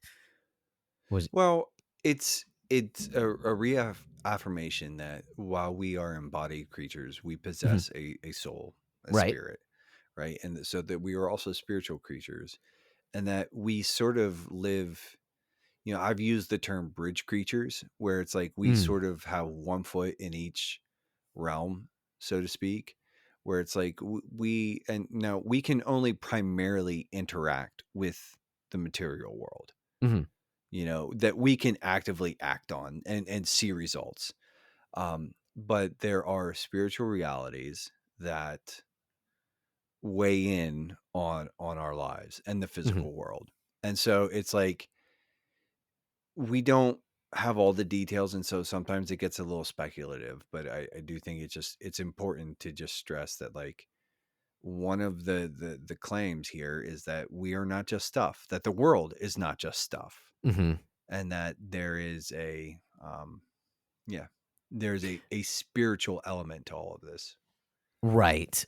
And so even when it comes to the way that we think, you know, from a materialist, secularist point of view, you are, you know, neurons firing. The only reason that you have thoughts is, well, there really is no reason behind reason itself, but it is simply, it's boiled down to processes, right? The things that actually happen. There's no actual purpose behind it. Whereas this, especially with the kind of enchantment in everything, is sure that, like you said earlier, Nate, sure, this is how things happen and we can understand some of the how, but there's still so much more that goes into it. So even you're talking about this concept of a soul, that's something that's metaphysical. That's not something that we can actually measure, you know, but it's something that differentiates us. We talked about this on the last episode about the Talos principle, is why humans and robots are very different. You know, why humans bear the image of God over and against every other created thing.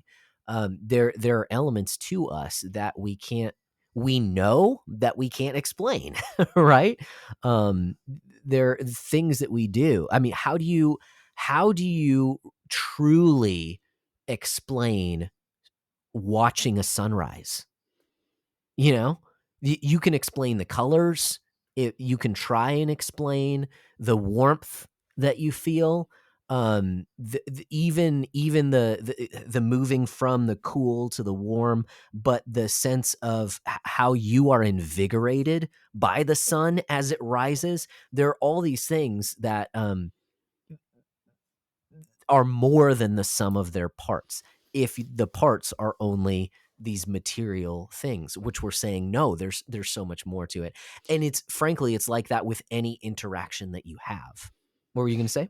Yeah, and I think like another way of maybe saying this is that the strict materialist just it boils down to function, right? It's just Mm-hmm. the biochemical, it's physics, it's entropy working itself out, it's biochemical zeros and ones, sort of like, and it's nothing more than just the great cosmic machine. Mm-hmm. But for the Christian, and especially in sort of the enchanted worldview, there is not a single facet of creation that is not charged with meaning.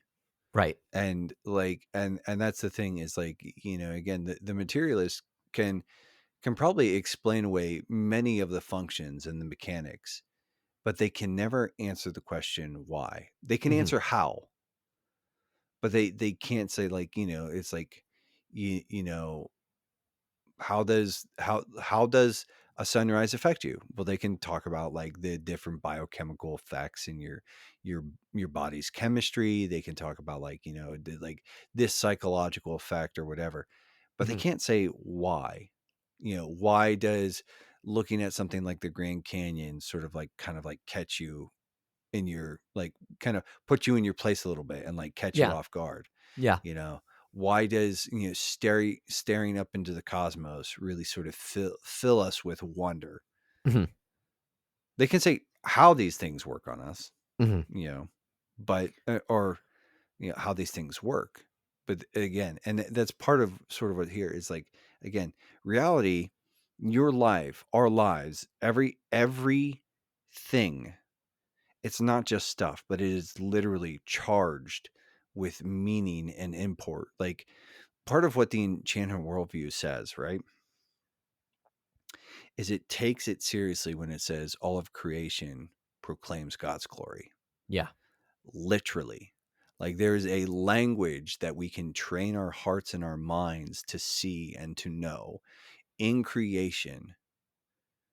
And we can see the author's fingerprints all over that. We can hear that song, Mm-hmm. so to speak. And again, not, I'm not trying to get too into the weeds there, but Yeah. that's part of what we're trying to do here. And yeah, so Yeah.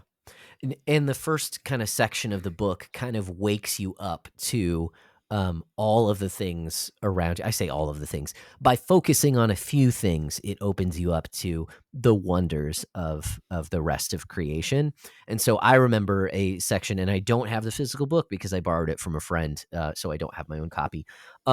If I would, I'd read it to you, but I didn't prep well enough for this. But there's a section that talks about chickens and how chickens are this creature that the males, they make noises when the sun rises in the morning, and the females produce these things with a hard shell, and they can be cooked and eaten. Both the things that they produce, the eggs that they produce, and the meat from the chickens themselves, and both of which taste delicious if you want to do that. Or if you want to produce more chickens, then they're protected in this egg shell and spring forth from it after, after they've developed. And how all of that we take for granted. Oh, yeah, it's the life cycle of a chicken. Like, duh. So what? That's not that big of a deal. But when you really think about it, it sounds like something from a storybook, that you would actually think that this creature that has that grows feathers, produces these eggs, these round things filled with, gold inside of them. I'm channeling kind of the Hobbit there and the riddles in the Hobbit. But how so much of life, if you are not jaded by it, sounds magical and fantastical. And I think there's a correlation with that to video games, because I remember, and I mentioned this on a previous episode, I believe it was the one with Jordan, is my experience playing Breath of the Wild and how there are, secrets hidden all over the place. There are Koroks that pop up in different areas. And how the next time it made me want to go outside. It made me want to not necessarily go on adventures, but like go on a hike and appreciate the real nature itself. Because I was having so much fun in this simulation of nature, in this fantastical version. And I think there's something there because nature is fantastical in its own way, that you have creatures crawling around you all the time. And I'm talking about, bugs and microscopic beings and things like that in the air. I mean, it's really, if you stop and think about everything that's going on around you, your mind can't take it all in, but there's so much around you that, again, it sounds so fantastical when you actually lay it all out and think about all the different things, the oxygen that you're breathing in, that your body's using in order to help facilitate life, and how we breathe in what the plants breathe out, and how it all works together. I mean, it sounds like something from a storybook. So I feel like I'm repeating myself here. Yeah. I think a good encapsulation of some of what we're talking about, and this is sort of also maybe a little bit of an explanation to some of the pros, but I found something similar, and he's sort of waxing eloquent about his desk. Okay. And, but there's I do have my copy. Nice. But I just want to, and I'm not going to do this every time, but there are many things I don't know about the life of a cedar tree. But one thing I do know, that it was something of a specialist in atmospheric science. It knew how to take the light of our local star, grabbing onto photons shot from a solar cannon a good 90 million miles away, okay, and use their energy like a welding torch to slice the carbon atom off of its two oxygen atoms, and then turn that into itself to make more tree. Starlight, soil, water, and CO2, all the ingredients to make a tree. Can you do that? Can you grab a sunbeam and make an extra arm out of it? Or maybe just one more finger on your left hand? That would be handy for those jazz chords, but I must confess that these things are beyond me, the jazz chords and the extra finger. So that's the kind of thing that they're talking, like that there is glory and magic in these things in a way that, just even thinking about using, the sun itself, I mean, just even sort of like wondering at sort of a tree, it's like soil and sun, like dirt and sun and water, and the thing grows and just makes more of itself. And it's like, and he goes on, but I think it's one of those things where it is, if you cannot see the glory of God all around you, it's because your eyes are dull. Yeah. So that is the first section of the book, is kind of just laying this foundation for kind of where you go from here, is how you see the world and how you see how magnificent that God has created it to be, so that you can see his glory. So again, that's kind of the first section. The second section, which is basically the middle of the book, it's primarily written by Ben Garrett. This is where it delves more into the things that the podcast gets into. I feel like it has more kind of specific areas that it digs into, while the opening is more general. It goes in a few different directions. There's a chapter on angels. There's a chapter on horror, and things like that, and how we view these things. It takes what the first kind of foundation portion laid out, and the same idea that I mean, I think they go so far as to say that boredom is sinful. We talked about that. I think boredom can certainly be helpful, in the sense that There solitude is helpful. there Not is a type of boredom that I Mhm, think is helpful for us, mhm, right? I think the boredom that they're talking about is sort of looking at creation and being like, and again, that excerpt that I read much, right. you know, towards the beginning of this segment, like, I think they're using that as sort of like the definition to like look Right. at the glory of creation and kind of be like, is that it? Like Yeah. that's the kind of like that, and they're right. That is wicked. Mhm. Like that is a, it's maybe not like the wicked of like, shaking your fist at God, but it's the wickedness of apathy. Mhm. Yeah. Yeah, and like a willing ignorance, Yes. because of how glorious things are. So, Meh. they take it in a few different directions through the middle, um, and frankly, for me, the middle is kind of where I'd say the book sags a little bit. Part of that is because of how much I enjoyed the opening and the ending of the book. Hmm. But the other part of that, I think, has to do with how they come to their conclusions. So while it is fun to listen to the podcast and hear what they have to say and their theories on different things, I think it hits a little different in a book like this that, again, I think is grounded very well at the beginning and the end. That when they go in these more speculative directions, and they don't have as much to say, like they're not trying to be authoritative. They're trying to say, hey, it could be this, it could be this kind of a thing. This is why we enjoy, these different things. I think particularly there's a chapter on angels, and a lot of that is pulled from secondary sources. And frankly, when they do cite scripture for their ideas of the hierarchy of angels, I found it to be largely unconvincing. And Hmm. so it felt to me as so for instance, one of the orders of angels that they talk about in the book is called a power. And they say, this is why Paul talks about we don't fight against flesh and blood, but against authorities and principalities and powers. These are different orders of angels. I'm like, no, I think he's using general terms, because the word power is used all throughout the scripture, not just referring to certain orders of angels. So, Yeah, I mean, and again, this is the medieval metaphysical framework. mhm, This is sort of looking at deuterocanonical texts like the yep. Apocrypha. So there, this is not completely baseless speculation, Mhm, but it does not have as firm a foundation as sort of like, and frankly, like, just to be fair to them, I think any study of angels tends to get,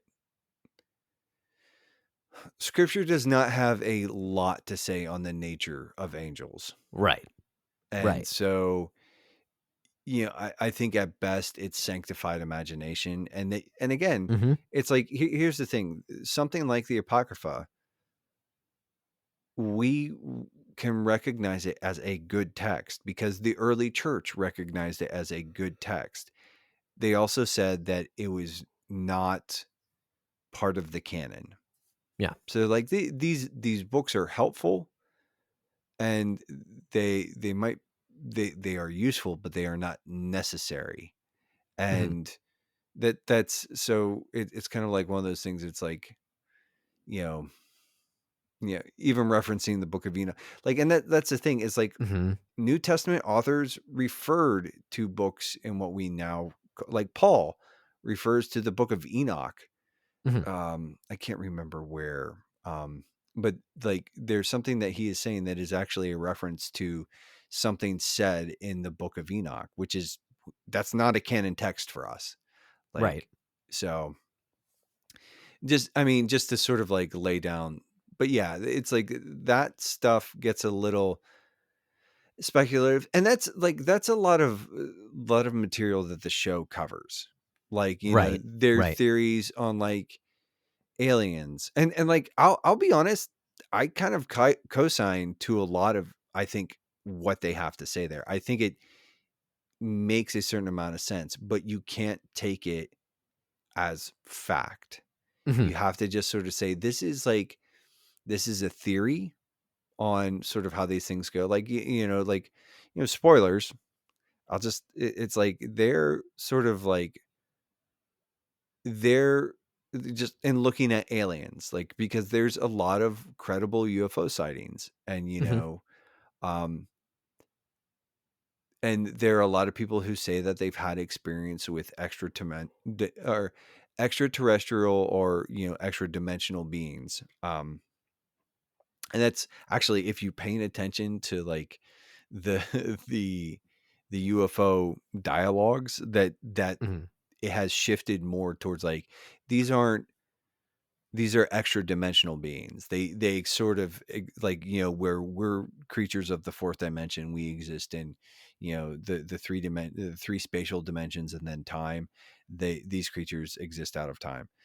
um and basically, but when you look at what aliens have to say to these people, it's these messages of like peace and hidden knowledge and all this other stuff, and trying to usher in a golden age for humanity devoid of the gospel. And it's very similar to like when you look at like old mythological texts. It's very similar, like basically they're like, this is just demonic activity, and it's an old play, it's just got a new skin, where Mm-hmm. they make promises of sort of like giving you knowledge and technology and power, and while sort of pulling you away from the truth of the gospel, the truth of the God of the Bible. Mm-hmm. And like, I would affirm that. Like, I've never had an extraterrestrial experience. Like, I've never had an experience of the third kind or whatever, with Close Sure. Encounters or whatever. Yeah. But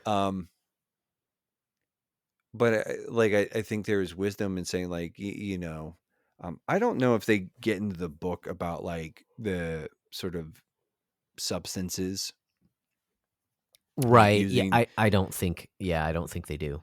But like, and they have an episode where they talk exclusively about that. But we have a culture that's engaged in like microdosing and using Mm-hmm. hallucinogenics and psychedelics to go into these trances, or to, and there's like all sorts of it, and a lot of that's really interesting. And I think there is wisdom. Like, I think I think they're on the right track with their theories in regard to these things.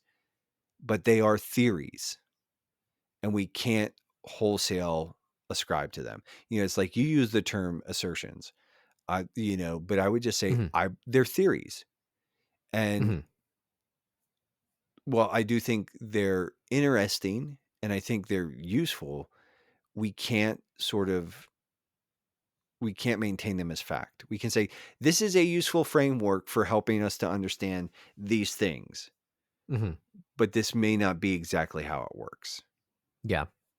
So, Yeah. and I think that it gets a little like technical and kind of weird, and it's not nearly as much fun as it is.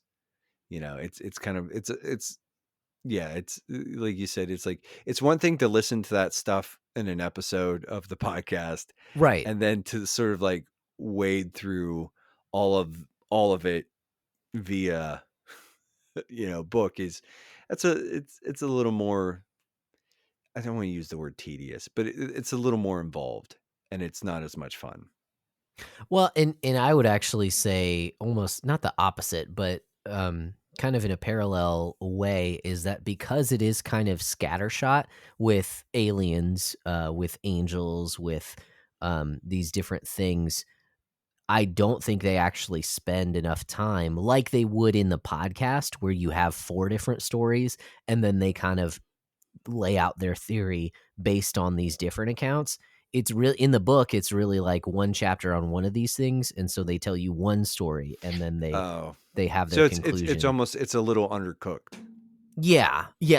In a way that, like, I'm not saying make it as long as the podcast is. I don't know how you do that necessarily, but I will, just from my experience, is that I went into the book assuming that there was gonna be more of that, and what I got was, yeah, I think they do in the podcast actually better. Oh This middle yeah. section.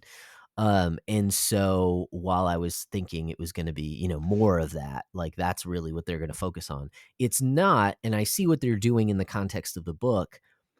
I just prefer it on the podcast more. I think Well, it's better done in the podcast form. I think okay, so and like yeah, it's like the thing in the podcast is where they might dedicate an episode or two to Mhm. exploring some of these things, or Right. even more in exploring these themes.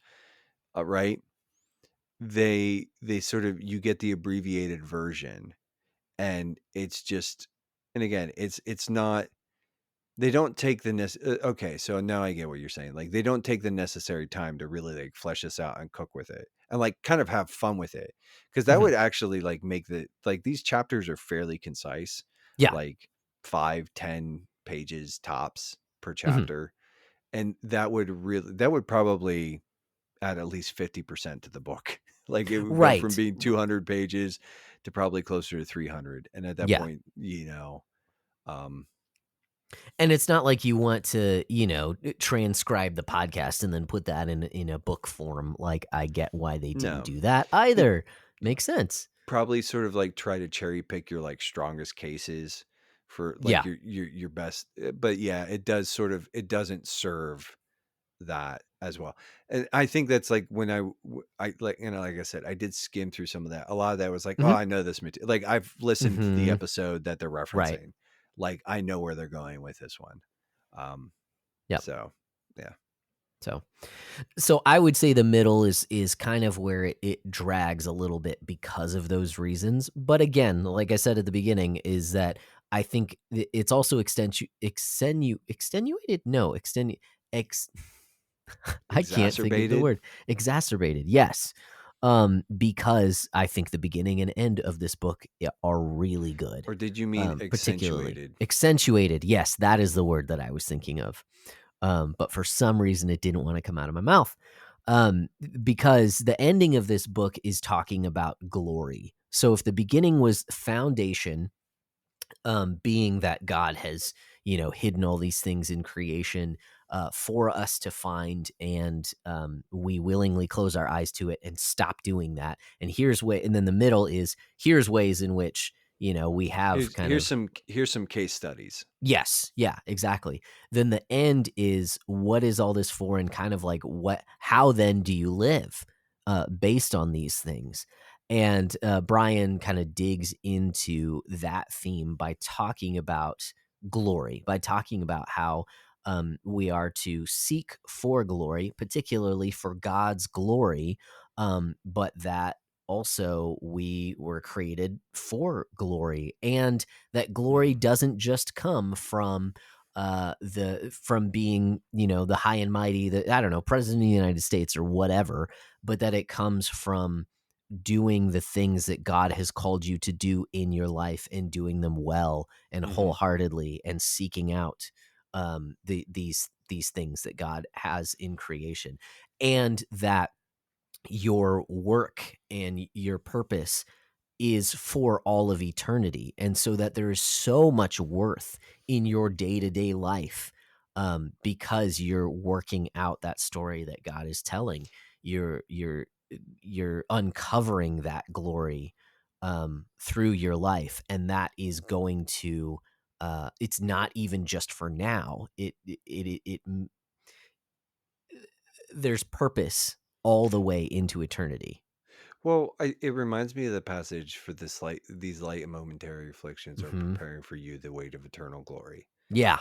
And there's a Yeah. couple like applications that, like, when Paul writes that, he's obviously talking about suffering and hardship in this life.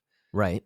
But all of life, I mentioned at one point in time, probably there was a friend of mine a few years ago who passed, and Dave was convictional vegetarian because he was convinced that we would not be eating meat in glory.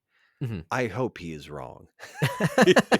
But he knows. Now he knows, right? Well, glory hasn't been fulfilled. Okay. So maybe he doesn't know yet, or maybe he does. I don't know. Like the kingdom has not been established in force on reality. And so, but because of that, he abstained from eating meat, because he recognized it as part of his call as a Christian to live towards eternity.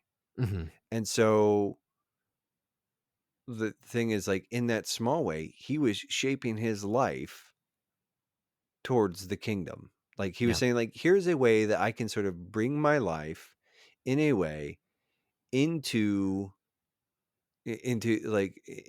harmony with the life to come. And I think in some ways that's kind of what Brian is writing about, is that yes, we should be pursuing the glory of God, but it's not in these it's not always like these massive cultural wins. A lot of times it's in just the smaller, like sort of like bringing the king, and I hate saying it, like, but bringing the kingdom to bear in our lives and putting it on display for our neighbors. And that might mean like that we are, a people like that we live more faithfully with our convictions. And so, anyways. Yeah. So I think it's a great ending to the book. It really fired me up when I read it. And so that's just about all that I have to say about the book.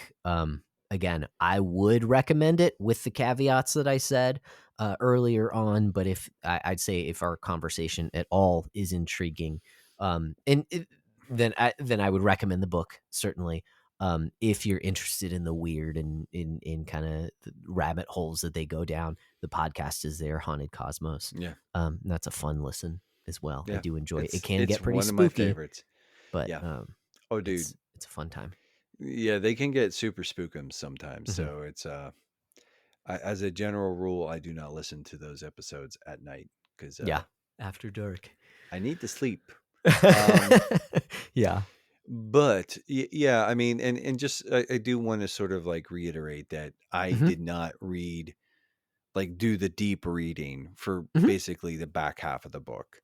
And so like they're pretty cursory, and I don't mean to color that too broadly, just sort of, but yeah, I mean, I would recommend this book. And again, like I did sort of a cursory reading, like I kind of just like skimmed through a lot of stuff, ripped through a lot of stuff real quick to just get like general ideas. And then I was going back through and sort of doing a much deeper reading. Like it would have been nice, like, and this is the one complaint I have, Josh, is that Brian and Ben, they're podcasters. They've been writing this book for a while. I think it would behoove them, they record a ton of audio. Just give me a freaking audiobook version, you knobs. Like, come on. They'd make some money off that. Yeah, for sure. They should do it. I'd pay full price for that. Yeah. Like, and audiobooks are stinking expensive. I don't like buying them. That's why I'm on Audible. But I'd buy that for more than $1. Yeah, I agree. I think they've said that it's coming, but I could be wrong. I might be getting that confused with something else. Yeah. But I would think that would be easier for the international listeners. Because I know of one in particular close to my heart who wants a copy of this book, but is unable to get it because they just don't ship internationally. Well, and it is prohibitively expensive. Right. Yeah, exactly. Do you want a PS5 or do you want to ship this book? It's crazy. It is insane to me that, yeah. Anyways, but yeah, I just sort of like, I would really recommend this book as well. And I think like the especially sort of in light of what we want to sort of like challenge people with, like, I do think that it just does a really great job of, I like how you said it fired you up. Like, and I think like that's pretty cool, because I think there's a lot of really, like, here's the thing is like part of, and I guess sort of like, here's how it applies to you listeners and watchers of the Backlog Breakdown. We should ruthlessly eliminate anything that seeks to distract us from pursuing God and his righteousness and his glory, right? Yep. Hebrews. And we also make the argument that video games can be part of a responsible Christian's life rhythms, right? Yeah. I think this book will do a great job of sort of helping people to do some fearless self-examination and maybe cut out some gaming habits or gaming whatever that aren't necessarily helping them, and maybe start really like figuring out how to game to the glory of God, like, and not just pay that lip service, but use these things to sort of spark wonder and to reinvigorate and to sort of, I don't think there's like a really meaty application there, but I think like a book like this, it sort of sharpens the lens a little bit. Yeah. And that's always helpful. And that, and I think, it can help kind of ward off, I think, the complacency that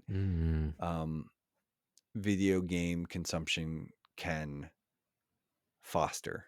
Yeah. Like, it can challenge us to maybe sort of like, hey, instead of being a bum and playing,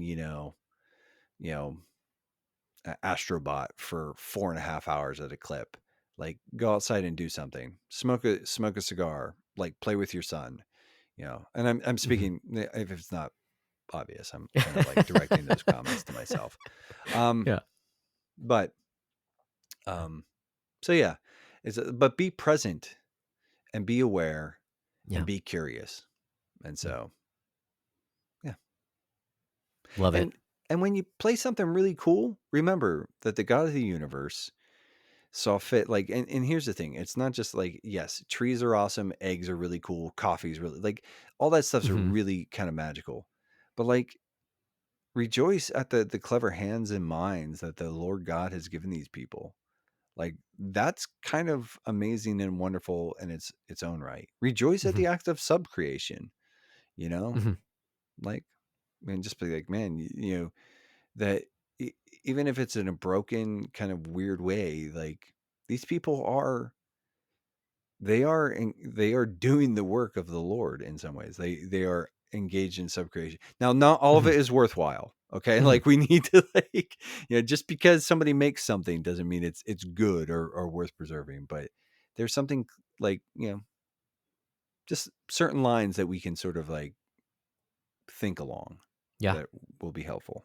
But love it, man. That's what I got. That's all my thoughts. Yeah. For everything. I don't have any more.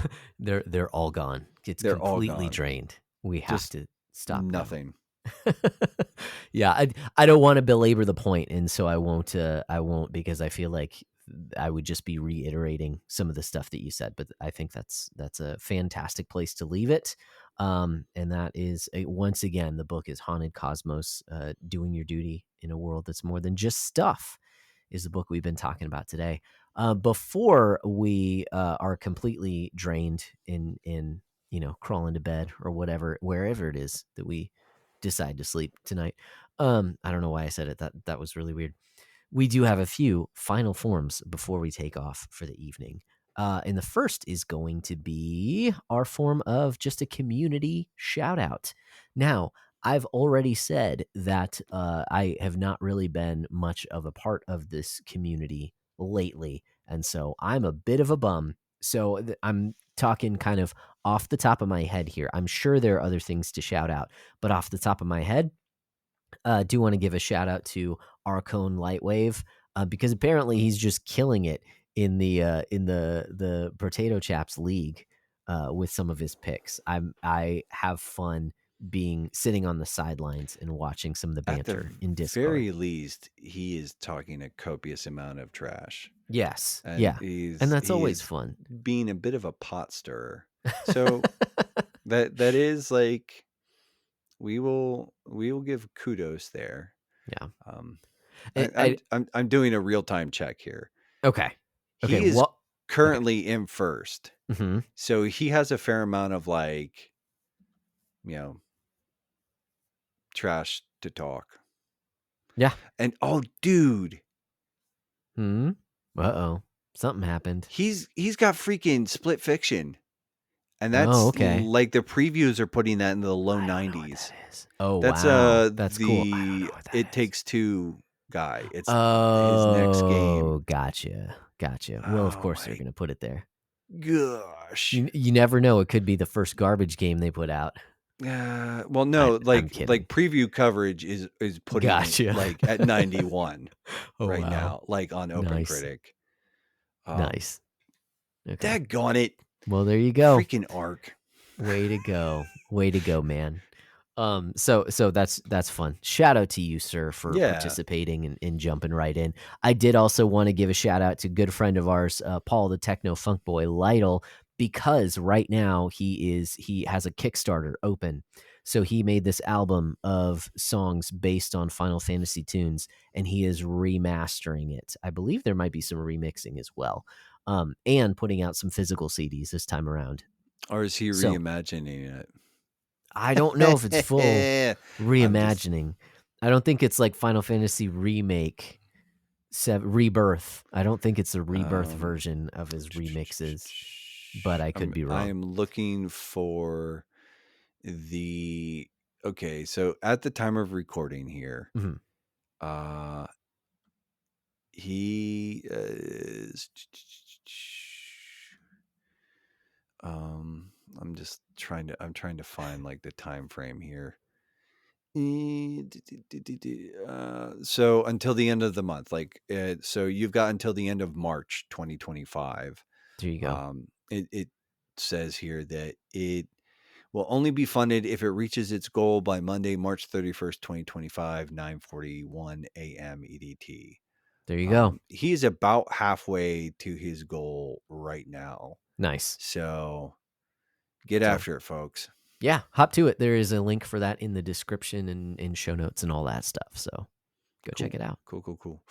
You got any shout outs? Yeah, I do actually. And he's not super active in our server, but he's a longtime friend of the show. In some ways, he's kind of an architect. But I want to shout out, like he's kind of, he walked so that we can do our thing in some ways. But I want to shout out Logan Sharp, former host of TRG. This is a great shout out. I feel like a jerk for not even mentioning it. Yes.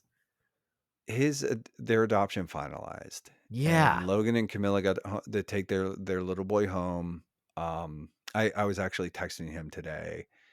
And nice. I just said, dude, I will tell you that, and I hopefully, Logan, if you hear this, I want you to is like those first 6 months with Byron were like the hardest 6 months I've probably ever experienced in my life.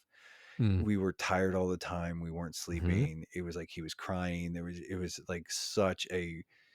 But I look back on those things and I really wish I had done a better job of gripping on to the sweetness of those moments too. Like they were hard times, but they were beautiful times. I think like it was like our adoption didn't finalize till he was almost 1. Right. So that there was like that sort of like that stress just sitting under everything all the time. Yeah. But I would just say praise God for the fact that little boy has a home. Logan and Camilla, you guys are going to kill it. You're going to be great parents. And I'm so excited for the both of you. And so just want to shout out to Logan, say, hey, get after it, Dad. Like you're good. And you've got piles of brothers and sisters in Christ who are rejoicing with you and like praying for you. And, we're so happy for you. So. Yeah. Awesome. Yeah. Well, that was a fantastic shout out. I mean, we could just end the episode right here. Except, what is that I hear? Here comes a new challenger. Ah, that's who it is. It's Guile walking. No, I'm kidding. We do have one final form, and that is the form of our personal challenges that we challenge each other personally at once a month. So yeah, we just take a little bit of time. We want to do better in life, in the things that we do. Don't be sorry, be better. Yes, exactly. So last month I said I wanted to read a physical book and not just an audiobook, and I accomplished that goal. Haven't talked about it on the podcast just due to the somewhat controversial nature of the book. It was another one that I was given by a friend. He let me borrow it because it came highly recommended, excuse me. And I actually really enjoyed it. It's called Ride, Sally, Ride by Doug Wilson. It is a fiction book. It's hilarious and it's kind of prophetic. Is that the one about the sex robots? That is how it starts out. Yes, it's like normalized in American society, and one of the characters goes over to this guy's house who says that he's married to one, and while he's away, and he takes it to the trash dump and destroys it, and that kicks off a series of events. He's being charged for murder, and because it was apparently his wife, and so it's this whole thing about how you take certain ideas to their logical end and how ridiculous it is. Oh yeah. So it was funny and it was quite a page turner. So I actually enjoyed it quite a bit. But like I said, Wilson. I mean, like here's the thing. It's like I think Wilson's a provocateur, and like I'm not trying to undercut. Like that just has to be said. Yeah. And so you have to take a lot of the stuff he writes and says with pretty massive grains of salt. Mm-hmm. But I've also said that like Wilson's like one of those dudes that when he's right, and he's not. And I think just like the sort of the he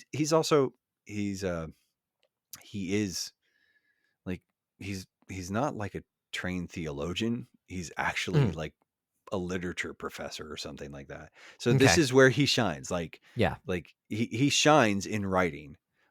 That's like, dude, blog him a blog. Sometimes like it would infuriate me, but he knows how to write, and so yeah, no, that's cool though. Like, yeah. So I did accomplish that. Felt pretty good about it, and I mean, you also read the physical version of Haunted Cosmos. Haunted Cosmos, yeah. I just finished it up when I set this goal, and it was the same friend who let me borrow that one. He was like, "You should read this one because it's hilarious and it's one of my favorites." So I was like, "Okay, I will," and I enjoyed it quite a bit. Yeah. So moving forward, what I want to challenge myself on, and maybe this is a low bar, whatever. I want something that I can actually accomplish and not just kind of spin my wheels. Is that I know, I've noticed that I've been watching a lot of YouTube lately. I kind of just put it on in the background. We're talking about how we need to be bored more often. And this kind of prevents me from that in the sense that like, feel like I'm always getting that dopamine hit of learning something new.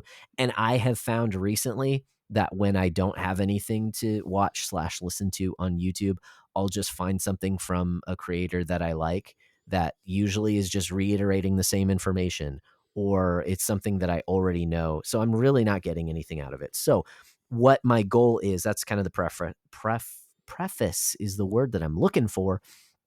I want to, over the next month, replace my YouTube time, not all of it, but a good chunk of it, with going through some of the material that I have, particularly from Ligonier Ministries, because I logged into my account the other day. I haven't gone to their website in forever, and they have all your digital purchases there, and there's tons of stuff there that I have not gone through. So I'd like to go through that, starting with Robert Godfrey's church history series. So it's like 6 different volumes of different periods of time. So I started that earlier today. I'm going to have to go back because I noticed my mind drifting and missing some of the information. But that's what I want to do over the next month, is to replace a good chunk, probably at least half of my YouTube time with particular learning time, not just and you can learn on YouTube. I learn a lot from YouTube, but I'm just saying I think it would be more beneficial for me if over the next month I spend more time learning about theology and the scriptures as opposed to learning about other things that I'm interested in. So that's my challenge. Yeah. What you got? So mine was to pray through the Psalms. Still haven't done that to completion yet. Okay. I have ideas on how to sort of it just been okay. So part of it is there's sort of I've just come to recognize that journaling is actually a core discipline for me. That when I am doing that, it helps me to order my mind and order my life. Yeah. So that I can actually, one of my things is just I need to journal often, and again, it's a sort of that practice of it helps me order my mind. And so if my mind is better ordered, my life sort of manages to fall into place, not fall into place, but it becomes easier to sort of order my life well. 100%. So Yep. I need to do that. I didn't put that in the notes, but so I'm just trying to be more consistent in journaling. Sweet. So I still want to keep praying the Psalms. As far as the working out, trying to work out when you're trying to get exercise in when you're dealing with a sick child is an exercise in futility. Yeah. I mean, it's hard with a toddler anyways. Right. But when that aforementioned toddler is sick, it's just an impossibility. Yeah. So I did not. I'd like to reincorporate. I'd like to get there as well. So I kind of major swinging a whiff, but something that's smaller is keep Snap off my phone. Because what I do is I pull it off my phone, and then I'm I'm putting Byron to bed. I'm like, I'll play some Snap while he's in bed. And then it goes back on my phone, and then I'm up entirely too late playing stupid Snap. And so it just needs to stay off my phone. Or if it just needs to stay off my phone. I just need to keep games off my phone because they don't do anything good for me. So yeah. Nice. So I need to keep Snap off my phone. Cool. That's a nice little challenge. I like it. All right. Well, we have, we've been haunted. We've haunted the cosmos of this podcast. We've met new challengers. We've done our shout outs. We've even talked about how we've been and reported on media. And now I think it's time to head off into the sunset. Well, it's the sun has set some time ago. It's been down. But yeah, it's time. It's time to call it. So, but yeah, so we've done the things. And until next time, Josh, what should I do? Guys, keep beating down your backlogs and we'll keep breaking down the benefits. Yeah, that thing. Do that.